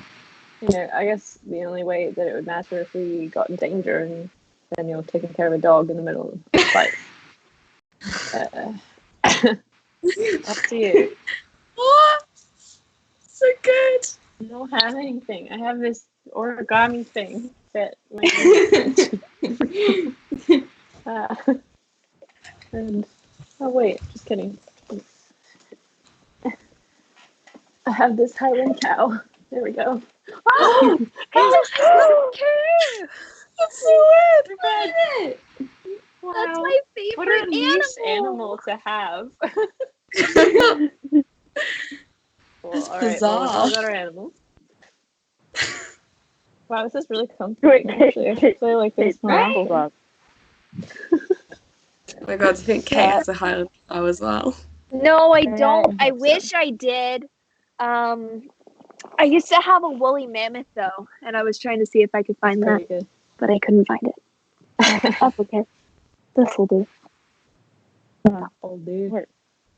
That'll Come on, do. come on. Okay. Here we go. Maybe on second thought we should leave the puppy behind in case we get into shit. Okay. Just tie him up, give him some water, some food. We'll be back. Yeah. Yeah, we're back. We're leaving the horses. Give We him a can- bit of a we can- pet before yeah. we go. I can try to like disguise the cart and make sure Mary's out of danger. Like what? We're in the middle of a field. Are we? Oh, right. Are there any like rocks in this field, large rocks that we can like park the cart next to and sort of like try to like Make a boulder check. make a boulder check? All right. Boulder check. Yeah. Sure. I'll roll the boulder check. Roll It's for a boulder. 16. Do I add anything for boulder? Yeah, it's a perception check. I just wanted to say boulder check. That means it's a 22. Okay. Based on what you guys were looking around and seeing, there didn't seem to be any large boulders. There seemed to be kind of smaller formations. Well, You could hypothetically never make it a mind. boulder if you wanted. Yeah, I was just gonna try to do like a thing from the Hobbit. Or no, which one is that? With the Is that yeah, with, Return that's of sort the of the King with range. cloaks. Yeah. Yeah. Make it look I like a think bush. Yeah, we could just sort of try. I don't know. We could drape some shit over it and hope it looks like a boulder in the middle of this Sure. field. Make a see. dexterity check. All right. Or this would be let's do sleight of hand actually. Sure. 8. Why is it always 8 when we're fucking with the cart? Didn't we like 3 of us get 8 in a row? Yes. What is happening? Oh my god. So with the not good caravan job that Augie did earlier, you're able to kind of like throw some grass on it, and honestly, it looks like a cart in the middle of a field. Yeah. Well. Yeah. Like it's better than it was, and you kind of find like a little hill, like you kind of hide it between two hills, and that suffices. But if anyone were to look down, like from the general perspective of if someone was far away, they wouldn't be able to see it, but pretty close, if they were to look, like actively look for a cart, they'd be able to see it. Great. Well, let's hope that nobody's actively looking for our cart. Shall we? Let's go. Let's go. Hey, Val, do you want to use your fancy quiet stick? Like the opposite of a talking stick. So quiet. I believe I can use it. Pass Without a Trace is the one that comes with it, like, automatically, yes? Yep. Okay. I just realized I didn't bring up that piece of documentation, so that's on me. But yeah, I'll cast Pass Without a Trace. Okay. So you slam the staff down to cast Pass Without a Trace, as you usually do. And can you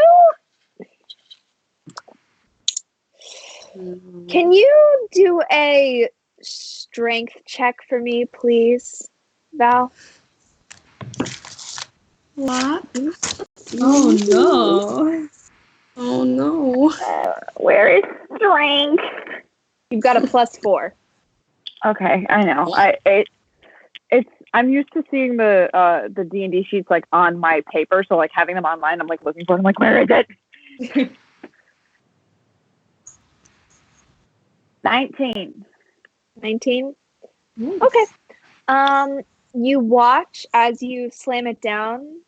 It kind of for a second, and you watch as more cracks begin to appear, and it from that you see like kind of slightly like blackish kind of energy. Not a lot of cracking because you rolled well on your check, but there is a little bit of cracking. Do we notice that, or is it just Val that notices that?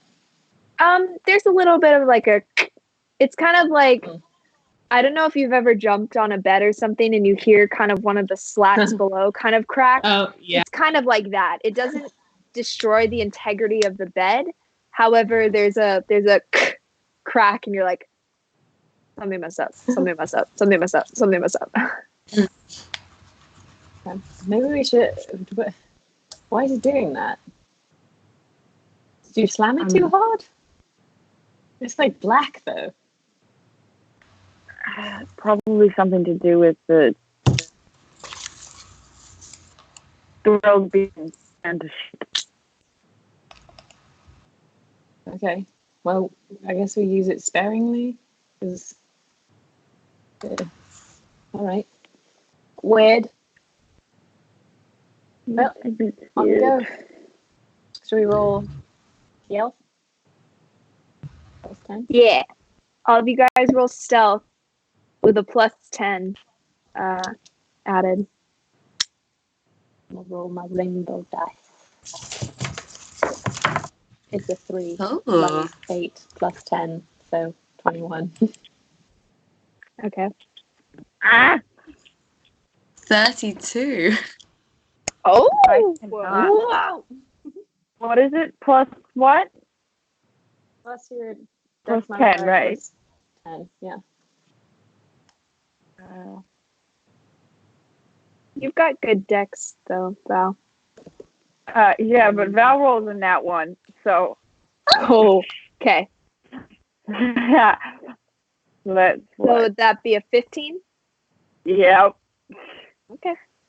Me has all the power to make it so I do good. Me rolls that one anyway. All right. Oh, let me roll for it, Nora. Okay. That's yes. Yes, we will. I'm about to. Okay, cool. Nora rolled a 27. Okay, wow. So you guys all stealthily, kind of with the shadows coalescing around you, make it up on top of this hill, and you see what Nora described. It appears to be the basis of a house formation that seems to have long withered with time, with a very large chimney being the only thing still standing. The rest of it, the foundation itself appears to be made of wood and is kind of broken and cracked, and you see reminiscence of a fireplace. You see reminiscence of human life, but a very long forgotten, abandoned house. Okay. Well, dang it. It's like nobody's been there in like a really long time. And go for it. No, you're fine. Oh, me? What is okay. I was gonna say, if we poke around a little bit, can we see if like a magic user lived here? Because Oliver was a magic user. Sure, make an investigation check. Okay. Investigation. Let's use But like the galaxy. visually, just from looking at it, it looks like there hasn't been people here in a while. Yeah. Oh no! It's hard to tell. There doesn't seem to be. There's like a couple like metallic artifacts, but they look very rusted and worn. There's like a spoon that you managed to find. Like there's really nothing you're able to see. Nora is on the other side and goes, I think I saw something down there in the little valley below, but I'm not quite sure. Ren, can you come over here? See Sure. what you can see with your elven eyes, or What's your elven eyes? Your elf eyes. Ren will go. What can you see? Yeah. So head over and do the thing. Perception, I assume. Yeah. Okay. Much better. 23. Cool. Okay. Down below, you see what it's a hill, so it's not that difficult to make out, but very clearly you see what appears to be a circular kind of house with a front kind of rectangular portion. On the outside, it appears to be what looks like a garden. There's no smoke or anything coming from it, but it looks as though it's a working house, or at least like about. It looks old, but it looks as though it's still very much livable and usable. And the garden actually, because you rolled a 23, the garden is well maintained. So probably inhabited. Yes, At least you recently can assume so. It's not overgrown. The garden, there's actually a lot of kind of vines and stuff on the outside of it, kind of more of that Feywildish influence, but it doesn't seem to touch that garden. Okay. I relay that information back to Nora. Maybe that's who we're looking for. Kind of a weird spot, but you know. Each their own. Should we, I don't know, knock? Just knock? I'm saying that to Nora. Oh, she goes, I mean, sure. I have the knock spell. I can try that. Well, let's save that for if we need to break in. So if maybe we should be polite first. If this is a friendly face we're hoping for. So I'll gesture the others over. And I don't know if you should be the one to go if you're saying I'm gesturing the others over. Here's me gesturing. I'm coming.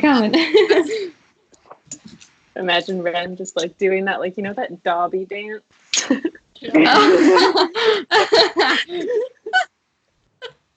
In a field, perfectly. I hate that we all knew what that was. and that we all decided, yes, we're going to do it right now. Anyway, I'll be like, maybe you should lead this a little bit. Be like, hello, we're a tavern and we need you to save the world and stuff. Hi, we're a tavern. We need to save the world. Wait, who am I saying this to? Maybe we should say, well, we're hoping it's Oliver in there. Maybe we should start with, hello, are you Oliver? And if so, Nolly sent us. And we need you to come with us to Valashi. Is that what we're doing? Bringing him back? Didn't you just say that he could help us figure out? It was pretty open-ended. All right. Hi, we're tavern. Are you Oliver? We need some help. We know Nolly. Is that Yeah, what we're going so with? say Nolly's name. Yes. Say something Right. about, maybe That's- say like so Valashi you- is in trouble and stuff. You know what? I'm just gonna reel off some keywords. See what Yeah. happens. Nolly. Valashi. Nolly. Trouble. Valashi. Baywatch. Tavern. Good time. Help. Please. We're gonna kill it. Alright. I'm gonna knock on the door. Okay. As you guys head down the hill to get to this house, we are gonna take a quick break. Yeah. So come back in like what, 10 minutes? Five? We're gonna try for 5. We're gonna aim for 5. So Something like that. come on back and join us to see what happens next. Very exciting. Yeah. All right. Hey guys.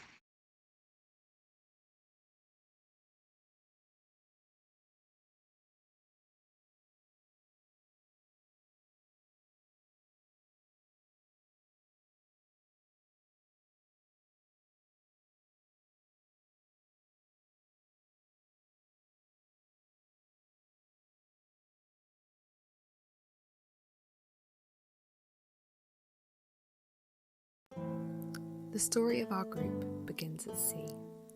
An elven ranger called Ren and his human companion Nora the wizard had been travelling together for some time, whilst Oggy, a human paladin, was journeying alone.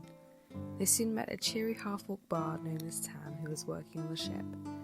As the group began to make conversation, they heard a sound from below deck, and after some investigation, discovered a tiefling druid stowaway called Val. Suddenly they were alerted to a commotion above, as a number of passengers and crew began to climb over the sides of the ship straight into the ocean, compelled to jump to their deaths by a hypnotic sea creature called a rusalka. The newly formed group banded together and defeated the creature. Upon reaching the city of Valashi, they began to explore. They met Mimi, an upbeat seamstress, and Tony, a Rakshasa sorcerer who owned an illicit store selling magical items. Illicit because only members of the local Magic Users Guild had permission to perform magic. Later that evening, the group attended a lively festival where Nora encountered a half-elf sorcerer named Nala. The evening took a dark turn where the group had stumbled across a rotting corpse and were promptly arrested by the authorities. Unable to provide any information, the group was confined to a cell where they met a grumpy prisoner called Axel. Suddenly, the dungeon walls exploded inwards and everyone was broken out by the Thistlewinds, Axel's band of criminal friends. Now on the run, the two groups joined forces on a particular mission to steal a special vase from the mad wizard Giltree. Upon breaking into Giltree's home, they found a large beast called a quaggan guarding the vase. The sluggish creature called itself Fu and talked only in riddles. In frustration, Ren threatened Fu with an arrow, successfully prompting the quaggan to move out of the way, but he immediately felt guilty for threatening such an innocent creature. Taking pity on Fu, the group decided to help it escape the wizard's irresponsible custody. When the mad wizard returned home, the gang defeated him together, and Fu took his revenge by eating him whole. Val the tiefling had a strange turn that caused her to be unusually aggressive towards the group, and made her eyes glow blood red. But it passed as quickly as it came. Our group then followed the Thistlewinds to deliver the vase to a mysterious benefactor. They were led to a spooky underground lair where they met the terrifying Black Widow until she was revealed to be Gnarly, the sorceress in disguise. The Thistlewinds were actually members of the Magic Users Guild, and Axel was Gnarly's twin brother in disguise as well. The events had taken place since the prison break, had been a test to see if the group were eligible to join the guild, and surprisingly they had passed. Our group were then told they could either face arrest and be sentenced to prison, or join the Magic Guild, so they chose the latter. They all then made their journey to the guild headquarters, where they were given lodgings and met other eccentric members of the organisation. The momentary peace did not last long, however. The gang awoke on their first morning at the guild to find Ren had left them, leaving behind only a letter addressed to Nora. He told her that she was free of any servitude she felt towards him and that she should continue on with their newfound friends. Ren was soon found unconscious in the garden, having succumbed to a dangerous disease known as a blackened dream, which could only be cured with an ether flower from the Feywild. So Nora, accompanied by Oggy, Tam and Val, journeyed to the Feywild via a special portal to bring back the cure. They met an ally named Carly in the Feywild who guided them to the Forest of Contrast, where they battled against 4 giant wood lice before finally finding what they sought. They returned to the guild only just in time to save Ren, who had been experiencing vivid fever dreams in a hell of his own. When he finally awoke, Ren and Nora spoke for a long time and we learned more about their history, and thanks to some very unsubtle eavesdropping from Oggy and Tam, the rest of the group did too. It was revealed that Ren is the youngest son of the Anguilan family, cruel nobles who had previously ruled over the northern city of Highgash until they were violently overthrown some years before. Nora had been working as a family librarian at the time and helped Ren escape the night the Anguilan house fell. The pair had been on the run ever since and had fled south, as far from their homeland as possible. They were anxious to keep their identities hidden, and their fellow party members promised to keep their secret. The gang still needed to figure out who had cursed Ren with the disease that nearly killed him. He informed the group that before being struck down in the garden, he remembered an old woman approaching him who was not part of the guild. He also recalled from his fevered dream an elven woman with black skin and white hair who had said, "Find me, where the land and the sea meet the north and the snow." After some intense research, they discovered that the woman might have been Lady Silverhair, a drow goddess of moonlight beauty, singing and dancing. Her chaotic evil brother, also known as the Lord of Shadow, was a drow deity of shadow magic and thievery. Both deities were involved in a battle among the gods. However, an important page was torn from the book, halting their research any further. The group discussed the possibility of following the strange words of the drow goddess and travelling north, but they knew how dangerous it would be for Nora and Ren. As Ren grew more and more restless, confined within the guild headquarters, the group made the decision to take on a new mission. Their task was to infiltrate and disband an animal smuggling ring that had been active for about a year, selling magical animals on the black market. The group they sought was a 2-day ride away, so the gang travelled into Valashi once more to purchase horses, and through comically bad insight they ended up buying 2 giraffes instead.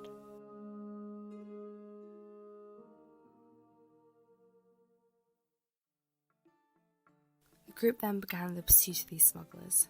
Ren scouted ahead to find the smugglers' camp, which included cages and cages of magical beasts in their sleeping form of the smugglers. Ren managed to unlock the cage of a great black stag named Moroth.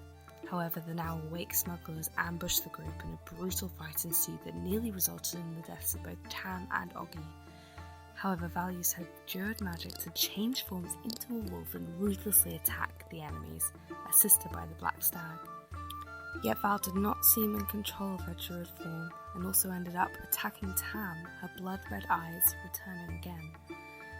The gang eventually killed all of the smugglers except for a scout who they took prisoner and one other smuggler who escaped along with the group's 2 giraffes. Ren and Nora returned to the smugglers' camp to free the rest of the magical creatures, but one of these creatures, a harpy, flew back to where the others rested and slit the scout's throat. Determined to get the giraffes back, the group rested and then pursued the remaining smuggler. They came across an arcane doorway, and after some debate about how to continue, leading to some inner-party tension, they entered to find a vast underground cavernous city called the Underbrush.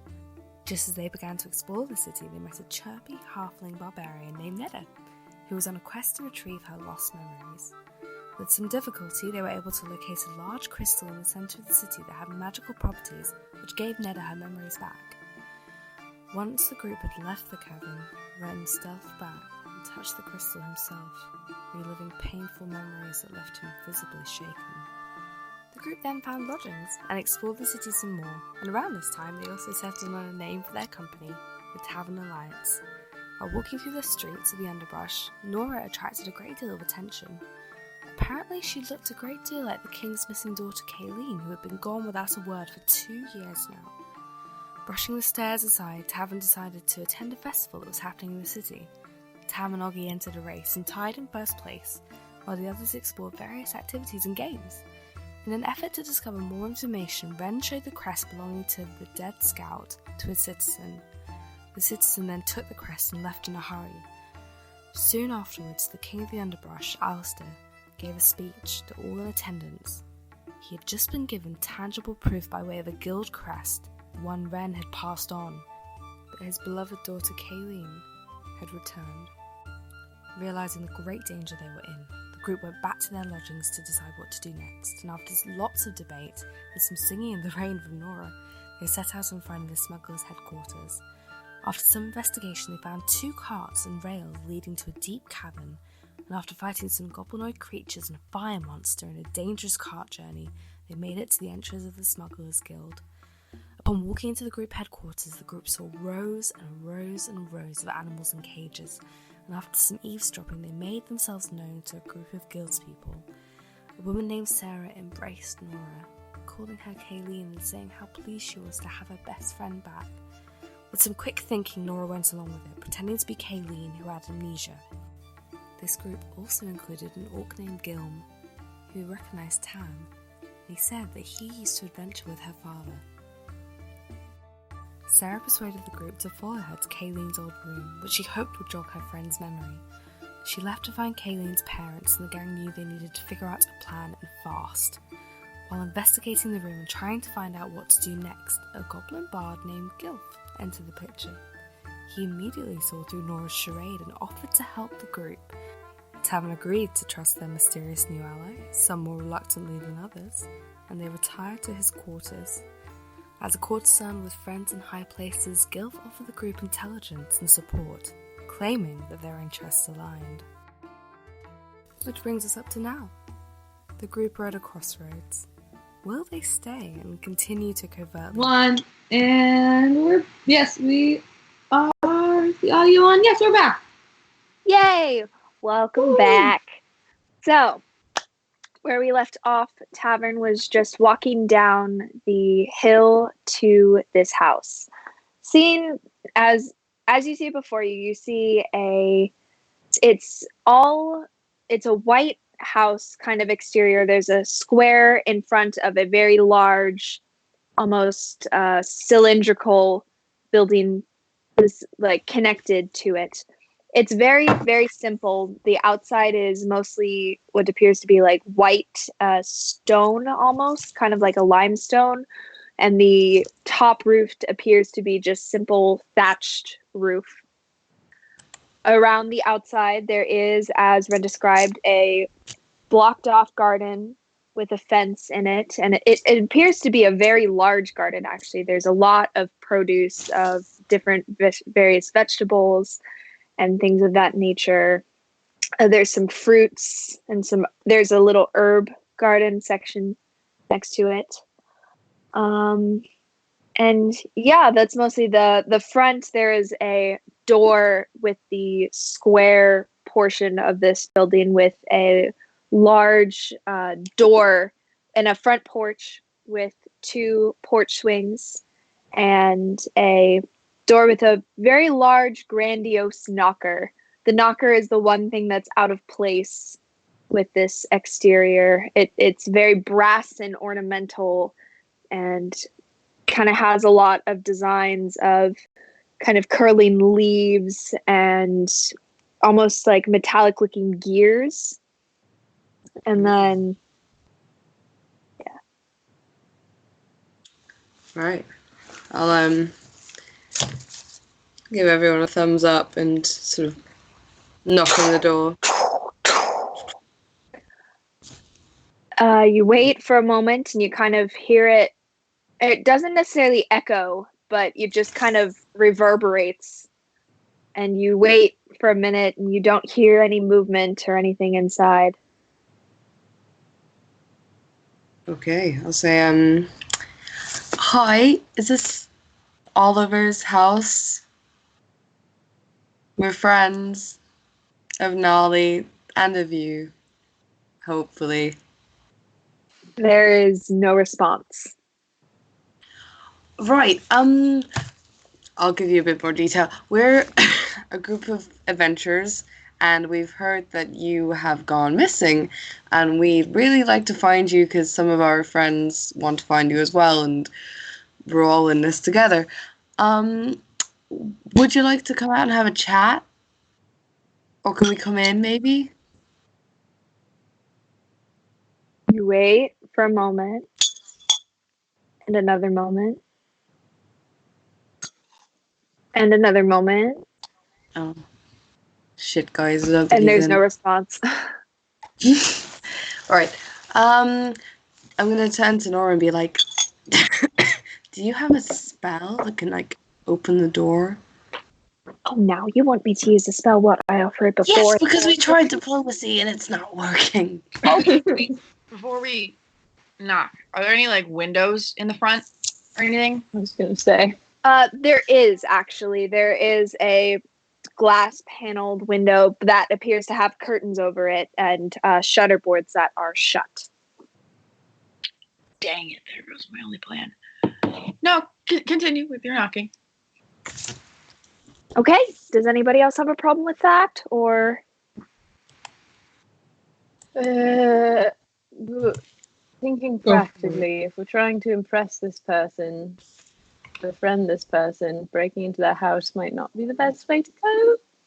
okay, You know? yes, but they know Nolly, and that means that they're probably magical or are used to magical people. And if we break in and there's not an issue, or perhaps Oliver's asleep or something, then we just explain and we just say, sorry, our bad. We thought there might be danger or something. I don't know. Yeah, why don't we just say, But I I'm feel going like to turn to the door and be like, cards on the table, we're probably going to break in the next 2 minutes. If that's not chill with you, maybe come out and have a chat. But if you're fine with it, then don't do anything.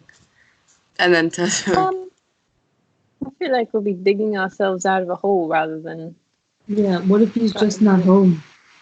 Yeah, maybe we On a should walk. just camp out for a moment. You know, Is there like hang a out. mail slot or something that I can like pop? Guys, A mail slot. Surprisingly, no. There is no dog door. Well, it appears as though there is, looking down, you see kind of what appears to be a smaller cutout of a door, but it's closed and built into the door itself, and it appears to lock and unlock from the inside. dang it. At least we know he has a dog. Can't be that bad. Cats? Was there a chimney? Looking Oh, up, no. I can't remember. There's a chimney on the ruined house, but Yeah, I have actually, chimney written actually, down. there is looking up. Well, what you remember, because you can't see it from here, there was a very small chimney. It wasn't protruding like the other one was, but it is very kind of small. It looks almost like not necessarily a fireplace, but more to release something. Cool. Maybe there's a back door. Why don't we just, wait a couple hours, maybe he's out hunting or gathering or something. And then if we break in. Yeah, okay. Any thoughts? It just seems like a bad way to start convincing him that we're on his side and we I think, sometimes people enter houses because they think that something's the matter. Worst case scenario, we say like, oh, hi, sorry, thought there was a burglar. We heard something and we came to investigate, and then it just turns out it was you. Sorry. By the way, are you we could say like we were worried that you were hurt or something and that's why you weren't responding. Yeah. That's Yeah. Yeah. excessive? We're looking out for you. All right, let's do that. Fine. Does anybody have an issue with that? No. Can we first do a quick circle of the house to see if there's any other windows open? If anything else before we break into his home? fine. Let's just do one little circle, just to see if we can pick anything else up. Mhm. So you guys walk around. There is one window that is high up. You perceive this circular part is about 3 stories tall. And the top at around like the 3rd story or so, there's what looks to be a rather large kind of semicircle window that appears to be left. Maybe Nora could send Oscar up there just to like poke his head and see if he can tell if anyone's home. Yeah, let me roll for Oscar. Is his stats? One second, pulling up. Okay. Nora is, the glare on this window, it's just not good for owls. I don't know. Oscar is doing so well. He just this glare. I don't know. I guess it's just owl proof or something. Can I roll Get insight? his eyes checked. Yeah, you can Seems make like it. You can maybe make it Oscar diet. needs glasses. Natural 19. So that's a Oh my god. unnatural Oscar rolled 20. natural 3 on his perception check. Oh my god. So yeah, I've heard he just these owl-proof windows. They sound really inconvenient. she comes out of I'm office. very specific. Sorry, what was that? as well. What was that, Tam? Nothing. I'm so sorry for Oscar. Next time. Better luck next time. Yeah. I don't know. It's something about this world just doesn't seem to like owls very much. To like get up to the window, like scaling the wall or something like that. I have my rope. Hypothetically, you could.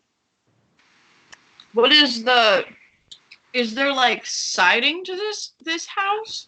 It's made of what appears to be just like a simple kind of white palish stone. It doesn't crumble. It crumbles a little bit easily, but it has a really strong structure to it. There's not necessarily, it's not made of brick, so it's not indentations and grooves that you could, but it's a more porous surface. So hypothetically, you could try to climb, and with a high enough check, you could potentially succeed. That is how I will word it. I feel That is how I am like choosing to word it. at the point at which we're trying to scale a wall, maybe just doing the whole knocking thing is the same vibe, and maybe less difficult. I think you're right. Did our full rotation around the house, so maybe there's another window. Continuing What did you around say, that. Oh no, I said that you're right. Even though I really want to climb. We can climb some later. That won't get us into trouble. Continue our little. Continuing circling around, you come to the back and you do see what appears to be 3 small steps, wooden steps leading up to a door around the back. It has it's just a simple rectangular door with kind of X's. It actually, upon closer inspection, it looks as though it's one of those 2-way doors. So the bottom half and top half kind of work separately. Oh. But are currently both closed and locked together. Maybe we try knocking on this one. Hello? Hi. Is this Oliver? Are you you ignoring us again? You hear no response. Oh, for fuck's We sake. try just like opening the top bit. Is this? Let's just. Yeah. Okay. Are you trying to break? Are you trying to like break in, or? Yes. I guess. Okay. Yes. Okay. Then roll a sleight of hand check. whoever wants to kind of like try and pick this lock, because it is currently locked. I've got +5. I've got You're the best at. Okay, I'll try it. I've got a +9. I think I'm the best. You've got Wait, that's a good Slime. point. All right, Tam, you'll go, I guess. That's a 23. 23. It takes you a couple bits, but you're able to open the door. And looking inside, it is dimly lit. There appear to be a few candles kind of burning. There's 3. Are you entering? Before I enter, I'm going to turn to the group and be like, does anyone have anything to, like, check if there's any magic traps or anything? Just because we've been here before, I think. Oh, you have something, don't you? I can. It'll take 10 minutes for me to... Fuck it. I'll just go in. Yeah. Okay. Can't be bothered. Wait, does she? Yeah, she has detect magic. Yeah, it's 10 minutes. So you enter. Looking around this cylindrical room, you see it is floor to ceiling practically of bookshelves on either side, kind of encompassing that is for the first level. Above that, there are plethora of hangings of what appear to be art and paintings, kind of illustriously thrown. There appear to be a couple of intricately designed maps. In one of the corners, you see a large globe that is kind of like fixated on the continent of Elzaheim. Around the other side, there is what appears to be just a small, simple reading chair that is well worn with use. In the center of the room, there is a carpet, and with kind of an intricate design it's kind of like a reddish goldish color, and on top of this curtain, just right in the center, there's this grandiose table with intricate carvings and dark stained wood. It looks very nice, expensive table, the kind that you don't buy, the kind that you inherit from somebody else. Covering the top is a sprawling of various pieces of parchment. There's a quill that's kind of lazily kind of resting, and an inkwell that appears to have been jostled and left a dried ink puddle kind of pooling on the carpet below.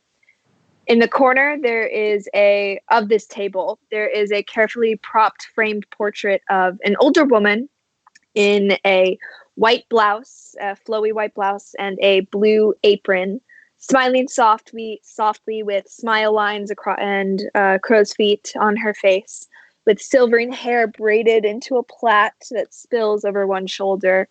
In the center, there is a large map of Elzaheim, immaculately detailed with scribbles, a few locations around the continent circled, with notes sprawling that state things such as, or best from this manufacturer.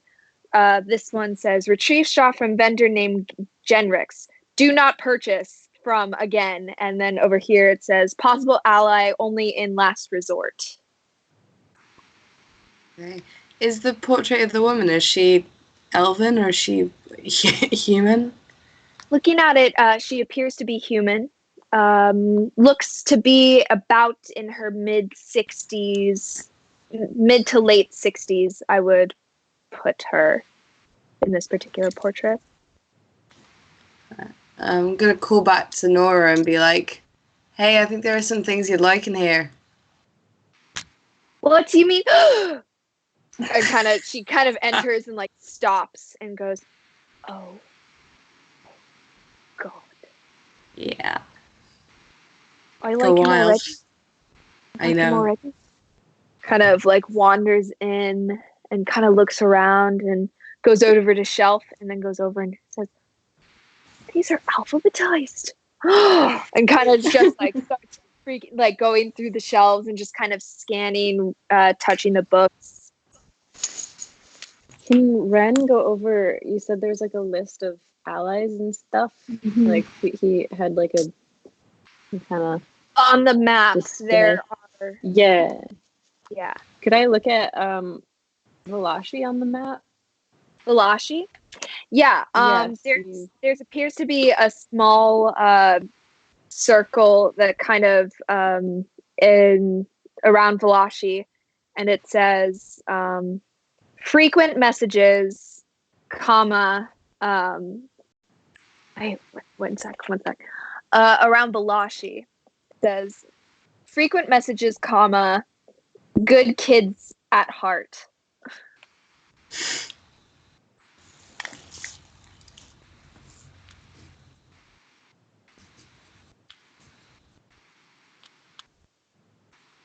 Okay, sorry, just writing things down.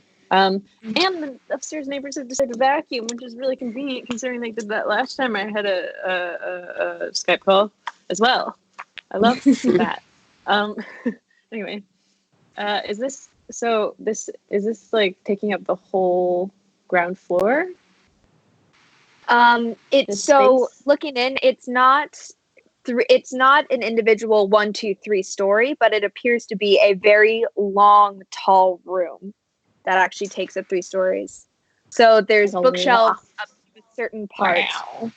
There's also a ladder that appears to be kind of closed in on one, and then you can stand on the ladder to reach what appears to be like a small, thin section that has drawers that are just wrapped around the whole thing.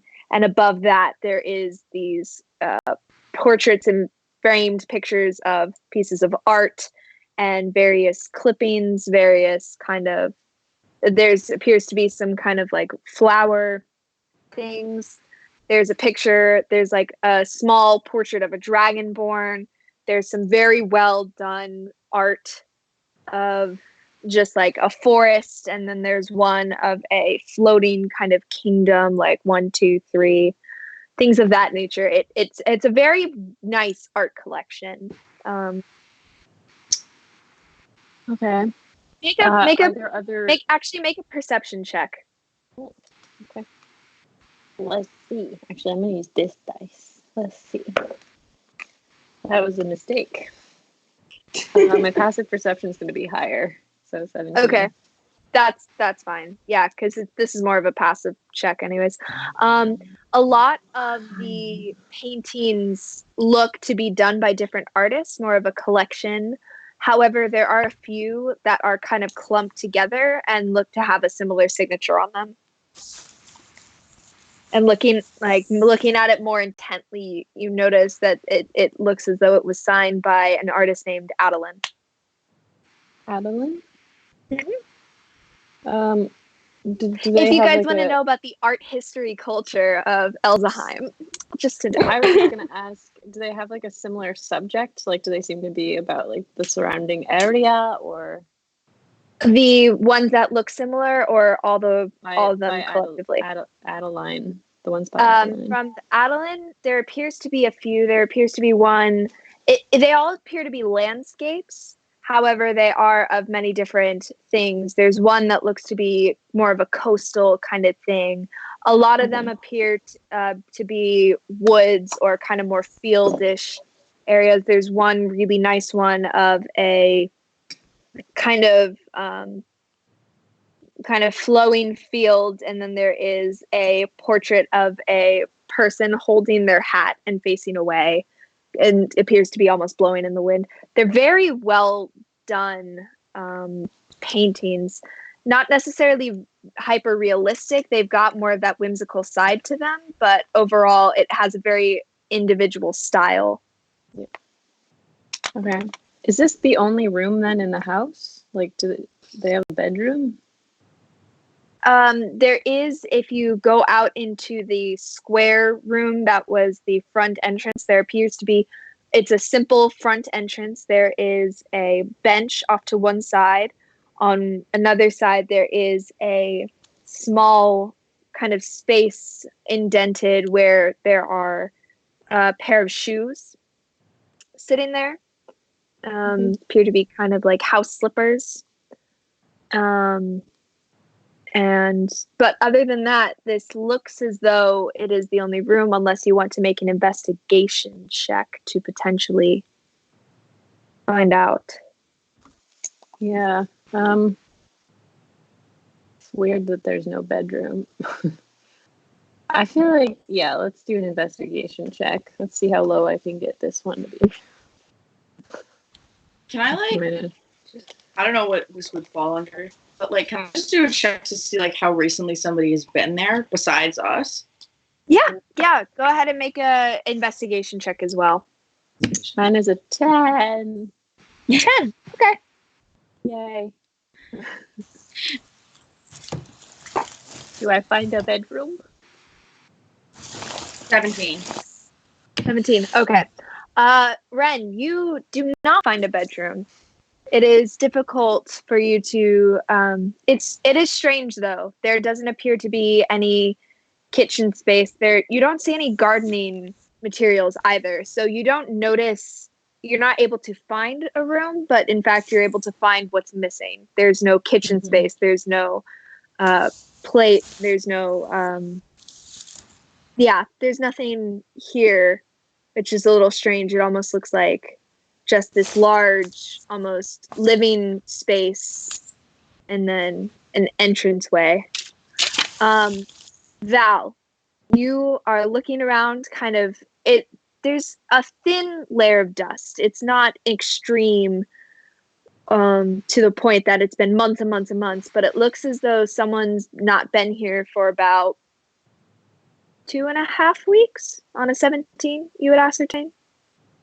I'm gonna tell the rest of the group that, be like, hey guys, it looks like there hasn't been anybody here for like 2.5 weeks. Like, this is pretty vacant. Is this another Haruki thing where he's just going to be underground, do you think? This could be. There, I don't know if Ren told us that there's no bedroom. Did Ren tell us that there's no bedroom? Yeah, I probably would have been like, where the fuck does he sleep? Well, Val, you have a pretty high wisdom. Never mind. Val, then Ren would tell you. Yeah. So like there's no bedroom here. Maybe this is just like, and there's a lot of books and there's a lot of art. Maybe this is like a gallery type space for this person. Just like his study. But here's the thing. So 2.5 weeks, I think that lines up with the amalgamation. Yeah. To me, either it means he's gone underground or he's traveling somewhere. Looking at the map,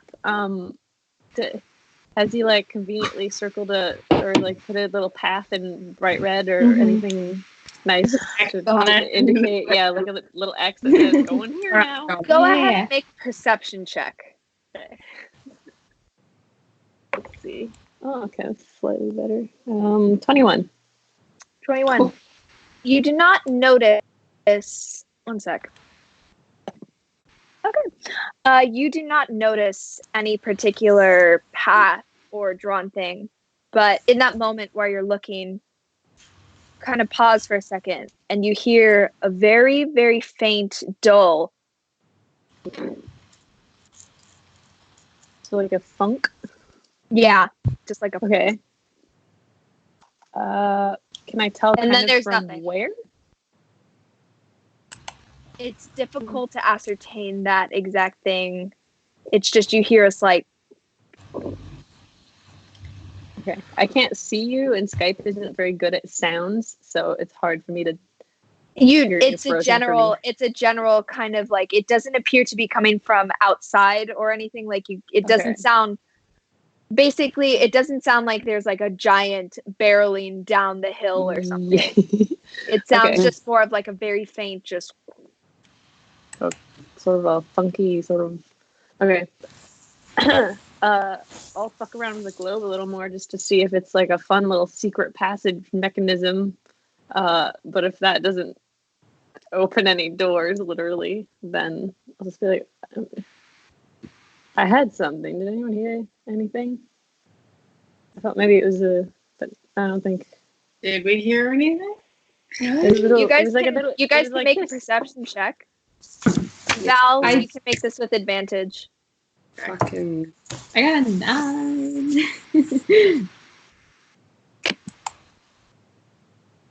I got it. Roll for Nora. Like a thunk. At 14. Okay. 19. 19. So Val and Nora, both of you guys for a second, you kind of don't hear anything, and then very faintly, and Ren, again, you also hear this. Like a sliding sound? Like a lever being pulled? Kind of sounds like a force. Like it sounds like almost like stone hitting stone is how I would describe it. Okay. But with more reverberation almost. It seems to echo. Tell, like, now that I'm hearing for it, can I tell where it's coming from? It doesn't appear to be coming from outside. Okay. So, like, maybe a downstairs? Maybe? Yeah. Are any stairs in the house? Like, does the At all. if I jump, does it feel like that there's anything, like, does it feel like it's hard, or does it feel like that there's space beneath the floor? Interesting. Make an investigation check. Okay. Are you guys all investigating for, like... Yeah. I'm looking for stairs. Yeah, I'll help look for. I get a 19. 19. Very good job. Jumping, it seems you kind of jump, and with the ability of your armor, you kind of... Not that sound, slightly different, like... Yeah. And it seems to kind of you're able to jump a bit higher than you would be if it was just natural bedrock. What's up, Maddie? I got a nat 20 to find stairs. Okay. So Want me to add anything to it, or just the nat 20 works on its own? nat 20 will work. What's the total for that then? For your investigation check? That's plus 25. 25. Okay. So going around, you're kind of looking for stairs, and at one point you grab one of the candles because you're like, interesting. And all of a sudden you see as one of the bookshelves kind of goes over and kind of opens partway. I'm just gonna go. I found stairs. It's just like point. Shit. Good. By the way, interesting note. The candle is still burning. As Probably magic. Yeah. So, like, is there like hot wax on my hand now or something? Like, should I put the candle? A little bit. Should you put the candle back? Is that what you were gonna ask? Oh my god! I was about to say it was reminding me of Ben Frankenstein. Don't even.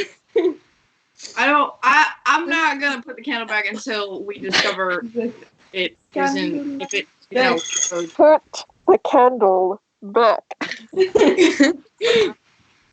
She's got bandages on her hand. She's fine. Yeah, it kind of helps the blood clot just a little bit. Shit. Is anybody gonna? I'm just gonna stand here with holding a candle while y'all. Oh yeah, I'll go and like look in and Look at I'll torch. I'm ahead. Seems to be a simple set of just wooden stairs. And actually, as you guys begin to descend, you hear much louder this time. You hear. At this point, can we hear whether it sounds like natural or not? Like, did you say it sounded metallic or like wood on or like stone on stone or something? From it being open and the layout of this house, yeah, you're able to hear it, and it sounds less like stone and much more. It sounds much more metallic. Okay, all right. I'm taking out my shield. So like Augie and Tam are like in the stairs, right? Mm-hmm. Yes. Is there any lighting in there? Sorry. No, I interrupted you. There appears to be kind of similar candles lighting the sides about like every 5 feet or so. I'm still standing outside, holding the candle, by the way. So I'm just going to go, just stay right there, guys. I want to see what'll happen if I let go of the candle. And I'm going to put the candle back. Does Put the candle door back? shut? Yep. Okay. So I'm going to move the candle again. So... Cool. Should we go down? Val, make a wisdom check for me. Just a check. It's not a saving throw or anything. Just a wisdom check. Okay. That's a high 5, baby. 5. You get 5. You like. There's nothing else you can do with this candle. You can either put it there or hold it. There's the only 2 options that you have. Yep. There's Like, no way that you could put it down elsewhere. Yep. That was the wisdom check, and you rolled bad, so you have a candle now. I am holding the candle. I'm like, y'all, I'll just stay here with the candle while y'all go down there. Come down, Val. Okay. Okay. She failed her wisdom check. She thinks she needs to stand here with the candle for the door to stay open. Ren is like, maybe she's scared of going down, so we're gonna let her have that as an excuse, so he's not questioning it. All right. Nora's gonna be just put the candle down and just come with us. Come on. She puts the candle down and she like steps back like it's gonna explode or something. Okay, you put the candle down, and it just continues to trickle. Little bit of wax falls down slightly. Okay. And then she just heads towards the staircase. Not scared then, okay. Yeah, we Alright. go down the stairs. Or up. Are they going up or down? Down. Damn. Okay. Down. We're going down.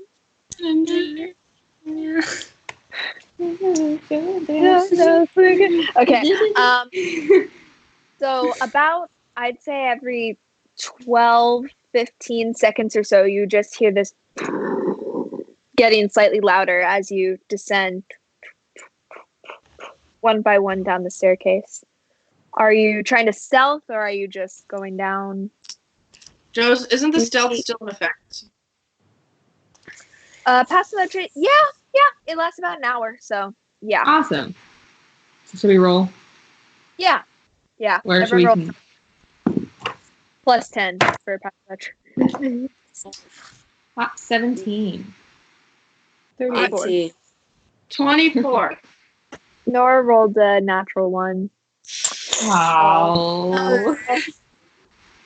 I'm I usually roll very well, so I'm convinced this is just like a Nora's character thing. This isn't a curse. This is a Nora curse. I am not rolling well as Nora. That's interesting. Okay, so you all descend down the staircase, and come to a location, and it appears that there's either you can go straight forward, you come into a small chamber. It appears to have just some basic blocks, some kind of standing stuff, some crates kind of shoved off into a corner. You can either turn right or you can go straight. I'm going to pause and wait until I hear where the sound is coming from. Yeah. It seems to be coming from that straightforward direction. Let's maybe see what that is. Yeah. Okay. So you go forward, and then it turns into another right and a left. To the right, there is a closed door. And to the left, there is a small hallway that seems to open up into a larger kind of cavernous area. I think, again, we're going to follow the noise. Yeah. It's coming from the left. Very, very loud at this point. Okay. Maybe, folks, should I just pop in and see what's up? Just in case. Very loud noises and sometimes very scary things. Maybe. All right.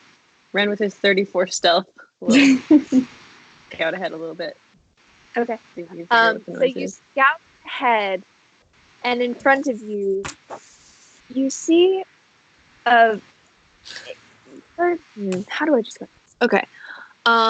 What you see in front of you, this large area opens up, and it appears to be a lot. It almost appears to be like a storage room. There are lots of crates and barrels stacked in various ways. Some of them say "fragile, do not touch." On one end, there is a very large table that kind of curves into an L and is lined and littered with kind of tools of various natures, some welding tools, some more shaping tools, some wire cutters, things of that nature, and have large pinups that appear to be of different blueprints and constructs of tiny little teacups with arms to what appears to be like a large, almost like container tank thing with pincers on the front and wheels and kind of a spindly thing. There is metal and scraps lining the place. It is covered in, it almost looks, if looking down, it looks as though there's wires and scrap pieces of metal sticking out everywhere and gears and things. But the largest thing you see in this room is you see about a 10-foot tall scrap of metal. At first, you just think it's a giant pile. And then you slowly see that it seems to have an almost humanoid figure. There are gears and mechanical whirring that seem to come from this thing. You see it has these huge, bolsterous arms that break out into very long, spindling fingers and large hands that are currently curled into a fist. Its head, a mechanical whirring, and in fact, on the side, you see what appears to be almost this ticking, this long, thin wire, tick, tick, tick, and it seems to have its focus approached and on one side of a large metallic door that you see as it now and kind of rocks the entire space. And you turn right as you're looking at this, because she rolled a natural 1. You see as Nora goes, "Oh shit!" and she falls face first after clutching over a thing of metal. The metal ting ting ting. Wait, I into went the in door. alone though. Yeah, but they were right outside. Like, it's not a long hallway. Okay. And this large construct turns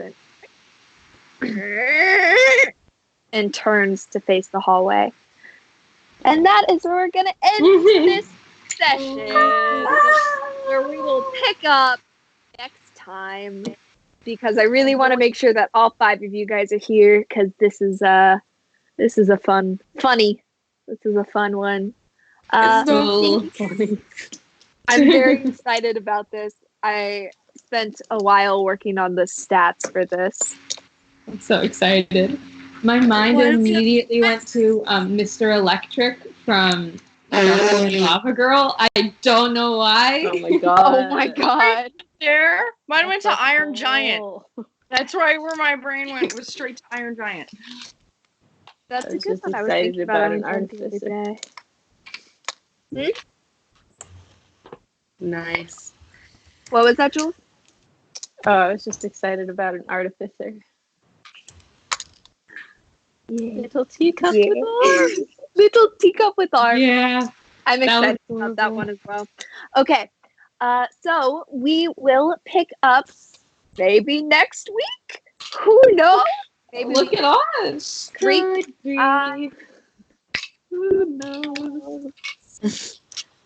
I'm good to meet next week. Yeah. Sounds I mean, me too. Not doing anything. As far as I know. It's good. Right. It is right now. I'm also good to meet next week. All right. Thanks, Kate. Thanks. Guys. Yeah. Okay. Thank you guys so much for joining us. Wherever you are, whenever you are, stay safe. Stay healthy, and just, I don't know, do your best, and thank you guys so much for joining us and being with us and supporting us in general. We love doing this with you guys. And yeah. All right. So we're gonna go have a great night, morning, day, wherever you are, and we'll see you guys soon. Hopefully. All right. See ya, Paula. Bye, guys.